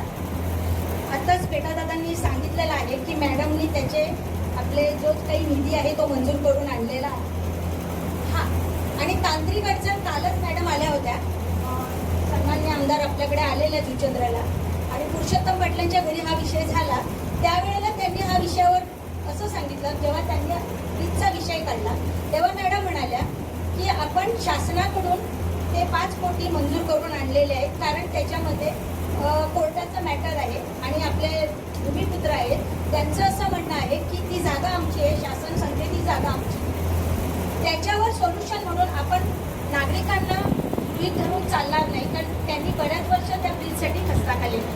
त्यांचं असं म्हणणं आहे की आपण ते 5 करोड रुपये कोर्टामध्ये जमा करून ठेवूया. जो काही निर्णय लागेल, भले तो भूमिपुत्रांच्या बाजूने लागू दे किंवा शासनाच्या बाजूने लागू दे, ज्याचं जे काय असेल ते त्याला बेनिफिट मिळेल, हा त्याचा प्रश्न आहे. आणि त्याची प्रोसिजर चालू आहे, टेक्निकल जे प्रोसिजर आहे कोर्टामध्ये पैसे जमा करण्याचे, कालच मॅडम आपल्याला त्यांनी सांगितलेलं. तिसरा मुद्दा, रस्त्याबद्दल तुम्ही सोल्युशन सांगितलेलंच आहे, पण माझं स्वतःचं असं पर्सनल मत आहे की सत्ताधारी पक्षाचे नगरसेवक तर आहेतच, इवन पालिकेत तुमची सत्ता आहे, अधिकारी तुमचं ऐकत नाहीत का? हा माझा एक प्रश्न. अधिकारी तुमचं ऐकत नाहीत का? की अधिकारी हे सांगतात आम्ही तो कोर्ट करणार नाही, तुम्ही नागरिकांच्या जीवा जीवाशी खेळतो, आपण नागरिकांच्या जीवाशी खेळतो.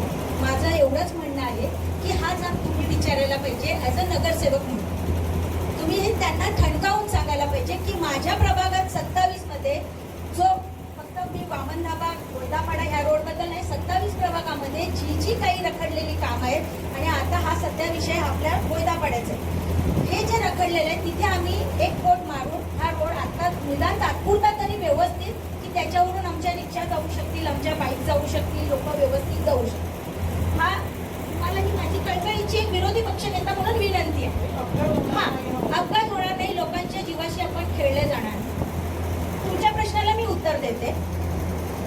आमदार किंवा खासदार यांची सुद्धा नैतिक जबाबदारी आहे आणि ती त्यांची नैतिक जबाबदारी निवडून आल्यापासून करतात हे तुम्हालाही माहिती. खासदारांचं काम आहे केंद्रातून निधी आणून इकडचे सगळे जे मोठे मोठे प्रोजेक्ट आहेत ते करणं. नागरिक क्षेत्रामध्ये हा सहज विषय आहे आणि सगळ्यांना तो माहिती. आमदारांचं काम आहे राज्य शासनाकडून तो निधी आणून आपल्या इकडे ते प्रोजेक्ट करून घेणं. तसंच मॅडमनी एक व्हिडिओ व्हायरल झाला होता आमच्या आमदार मॅडमचा ह्या इलेक्शनच्या आधी की एका नगरसेवकाचं काम आहे नळ, गटर, वॉटर, रस्ते हे एका नगरसेवकाचं काम आहे की त्यांनी जाऊन ते आपल्या महानगरपालिकेतून करून आणणे, मंजूर करून आणणे किंवा ते व्यवस्थित करून घे. जसं सरपंचाचं काम आहे त्या त्या प्रभागामधील ग्रामपंचायतीमधून ती कामं करून घे. हे एक बेसिक. तुम्हाला कधी खासदारांकडे जायचं असेल तुम्ही एक जाऊ शकता, कोणत्याही पक्षाचं असेल जाऊ शकता. आमदारांकडे जायचं असेल तर दर सोमवारी दर गुरुवारी आमदार मॅडम त्यांच्या ऑफिसमध्ये बसलेले असतात. आपण राजीव सिंगजी आपण तिथे जाऊ शकता. आपले जे काही प्रश्न असतील आपण तिथे पेशंट मांडू शकता. जर त्यांनी नाही उत्तरं दिली तर तुम्ही आम्हाला येऊन सांगा की आम्ही तिकडे गेलो होतो पण त्यांनी आम्हाला उत्तरं दिली नाही. पण एक ॲज अ नागरिक म्हणून कोणत्याही पक्षाचा, कारण त्या फक्त भारतीय जनता पार्टीचे आमदार नाही तर आपल्या पूर्ण वसई विधानसभा 133चे आमदार. माझा हे तुमचं ह्या प्रश्नाचं उत्तर आहे. दुसरी गोष्ट, विरोध करायचा म्हणून प्रत्येक गोष्टीला विरोध नाही करायचा. जर ती गोष्ट चांगली होत असेल, नागरिकांच्या मूलभूत हक्कासाठी आपण भांडत असतो तर त्या प्रत्येक गोष्टीला आमचा तुम्हाला विरोधी पक्ष म्हणून सपोर्ट असेल. तुम्ही चांगलं काम करा, आम्ही तुमच्या बरोबर आहोत. जसं विरोधी पक्ष आणि सत्ताधारी आपण चांगल्या कामाचं श्रेय घेतो तसंच ते काम वाईट झालं तर त्याचंही श्रेय, आपली जबाबदारी, ही नैतिक जबाबदारी आपली आहे. विरोधी पक्ष आणि सत्ताधारी ही दोघांचीही नैतिक जबाबदारी आहे. कोणी एकाचीच मी सांगणार नाही, ही त्यांचीच आहे. जर मी चांगल्या कामाचं श्रेय घेत असेल तर माझी ही जबाबदारी आहे की वाईट काम होत असेल तर त्याची सुद्धा मी नैतिक जबाबदारी घेतली पाहिजे. आमचं सुद्धा हेच म्हणणं आहे की ज्या वेळेला हा रस्ता होणार आपण सगळे सांगतो हा आम्ही करतो, तेव्हा ही आमचीही जबाबदारी असणार. जर ते काम तो कॉन्ट्रॅक्टर व्यवस्थित करत नसेल तर ही आपलीही नैतिक जबाबदारी आहे. प्रत्येक वेळेला जर नागरिकांना आपण सांगू चला आमच्याबरोबर महानगरपालिकेत त्यांनी आपल्याला निवडून दिले, त्यांनी आपल्याला विरोधी पक्षात बसवलेलं आहे, आपण त्यांचं प्रतिनिधित्व करतो, ते आपल्याबरोबर प्रत्येक वेळेला आपल्या नगरपालिकेत येऊ शकणार नाही. आपल्याला त्यांनी पाठवलेलं आहे नगरपालिकेत ॲज अ सत्ताधारी म्हणून किंवा विरोधी पक्ष नेता. ह्या कामासाठी, रोडच्या कामासाठी जसं सत्ताधाऱ्यांनी लेटर लिहिले, जसं विरोधकांनी लिहिले, जसं रिक्षा युनियनवाल्यांनी लेटर लिहिले, तसंच सामान्य नागरिकांनी सुद्धा पेपर वर्क केलेला आहे. हे सगळ्यांनी मान्य करायला पाहिजे. बरोबर आहे. फक्त मी लेटर लिहिलं, मी त्याचा पाठपुरावा केला म्हणून कामं होत नाही. हे सगळ्यांच्या याच्यात म्हणजे जे श्रेय आहे हे सगळ्यांचं. हा, प्रत्येकाने ह्याच्यासाठी प्रयत्न केलेला आहे. म्हणून माझा तुम्हाला अजून एक रिक्वेस्ट आहे. मी आताच म्हणाला की कन्हैया बेटापुरींनी कोणाचाही 1 रुपया खाल्लेला नाही आणि हे मान्य करतो. परंतु एक सुजाण नागरिक म्हणून माझी तुम्हाला विनंती आहे, जी अनधिकृत बांधकामं चाललेली आहेत, विशेष करून हसोबाला, तुम्ही तिथे कृपया लक्ष द्या. त्याचं कारण मी तुम्हाला सांगते. भरणी करायची आहे, रूममध्ये पाणी जातो, मान्य आहे आम्हाला, तुम्ही तिथे 4 फूट 5 फूट भरणी करा, पण त्याच्यावर तुम्ही पुन्हा डबलचं बांधकाम करता. आणि आम्ही जेव्हा सांगतो तेव्हा आम्हाला सपशेल असं उत्तर आलेलं आहे की स्थानिक नगरसेवकांनी सांगितलेलं आहे ते तोडायचं नाही. मग ह्याचं सगळा कलंक तुम्हाला लागला. जर तुमचा ह्याला पाठिंबा नसेल तर तुम्ही त्या कामाला तुम्ही देखील विरोध केला पाहिजे. सुजाण नागरिक आणि एक संविधानिक पदावर बसलेले आहेत.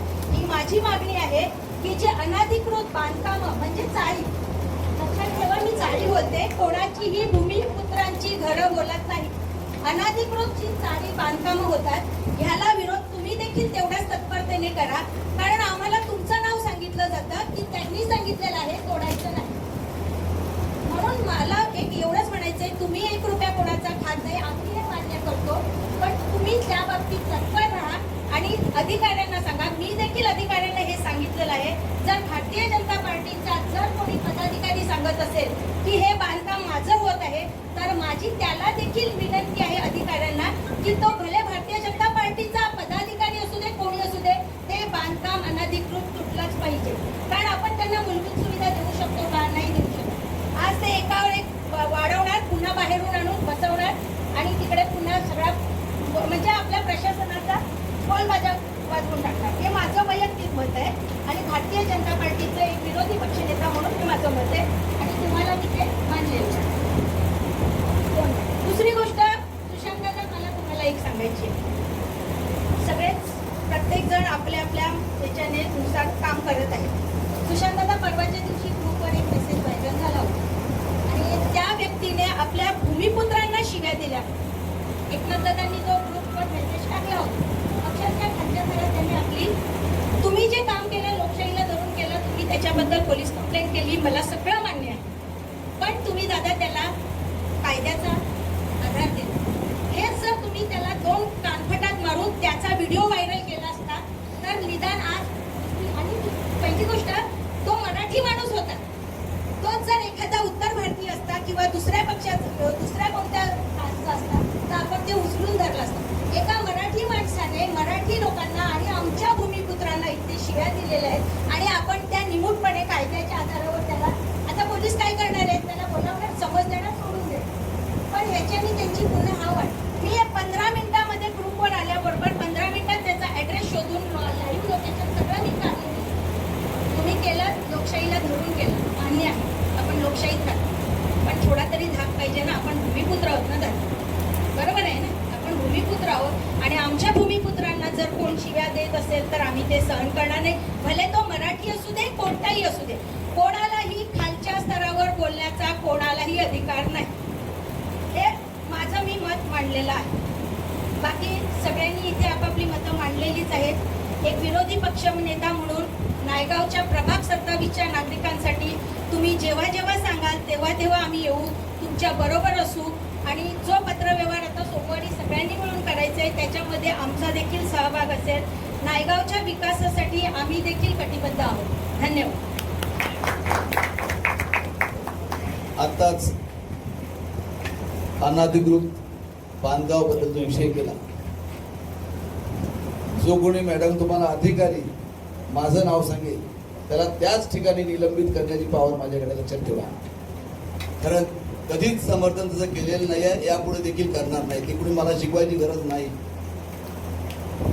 फक्त नाव सांगा मला की ह्यांनी नाव सांगितले, त्याच्यासमोर तुम्ही चला की ह्यांनी बोलले तुमच्याबद्दल, यांनी सांगितले का तोडू नका, असं त्याच वेळेला निलंबन करणार. तेवढी पावर काली होती, आजही आहे, उद्या आहे, कायम आहे, लक्षात ठेवा. त्यामुळे अनधिकृतची गोष्टी कुणी माझ्याजवळ करू नयेत. असेल तर मॅडमने मला जरूर फोटो टाकावा आणि त्याच अधिकाऱ्यांसमोर बोलवावं. त्याला याला मी तयार आहे, जो नाव सांगेल त्याला. बाकी आपल्याला हे विषय सामोपचाराने सगळे घ्यायचे आहेत. राजकीय विषयात जाणार तर पुढचे आपले जो विकास करायचा आहे त्या संदर्भात मी पुन्हा देखील हा पत्र सांगतोय की इकडे बोलताना आपण राजकीय कुठलेच विषय घेऊ नका. इकडे सर्व पक्ष एकत्र आणण्याचा एकच आपला विषय आहे की या विभागात सर्व प्रकारचे आता कामं आपले बाकी आहेत, पेंडिंग आहेत, ती झाली पाहिजे. त्याकरता आमदारांची पण गरज आहे, त्याकरता खासदारांची पण गरज आहे, महापौरांची पण आहे, नगरसेवकांची आहे, मुख्यमंत्र्यांची. त्यामुळे या पुढील विषयात कधी पण लक्षात ठेवा, कार्यक्रम सुरू करताना सूचना द्यायच्या आहेत. फक्त आपला मुद्दा जो आहे त्या विषयावर आपण बोलायचा आहे, एक एक्स्ट्रा काही बोलता काम की आता रस्त्याचा विषय कसा आपण काढला प्रत्येक माणसाला रस्त्याचं तशी कधी मिटिंग लावत नाही. एकदा एकाने बोललं रस्त्याचा संपला विषय, तो दुसऱ्याने बोलून काय. मी शिवसेनेने बोलला म्हणून तो मनसेने पण बोलला पाहिजे, मनसेने बोलला मग तिसऱ्या पक्षाने पण बोलला पाहिजे, असा विषय नाहीच आहे. आणि आहेत ना आपल्याकडे बरेच विषय बोलणार की बरेच काम पेंडिंग आहेत, कोण नाही नाकारतो. नवीन शहर आहे, कामं पेंडिंग असणारच आहे. जे जे करायचं होतं त्या वेळेला आपण केलं नाही, करून पाण्याचा मुद्दा आता तो निकाली निघाला. जे जे निघाला कसं आता असे चंद्रगावातून फोन येतात की नल जे आहेत ते बंद करा किंवा त्याला कॉक लावा. प्रत्येक नागरिकांनी पण त्याच्यावर लक्ष देणं गरजेचं आहे. प्रत्येक नागरिक पण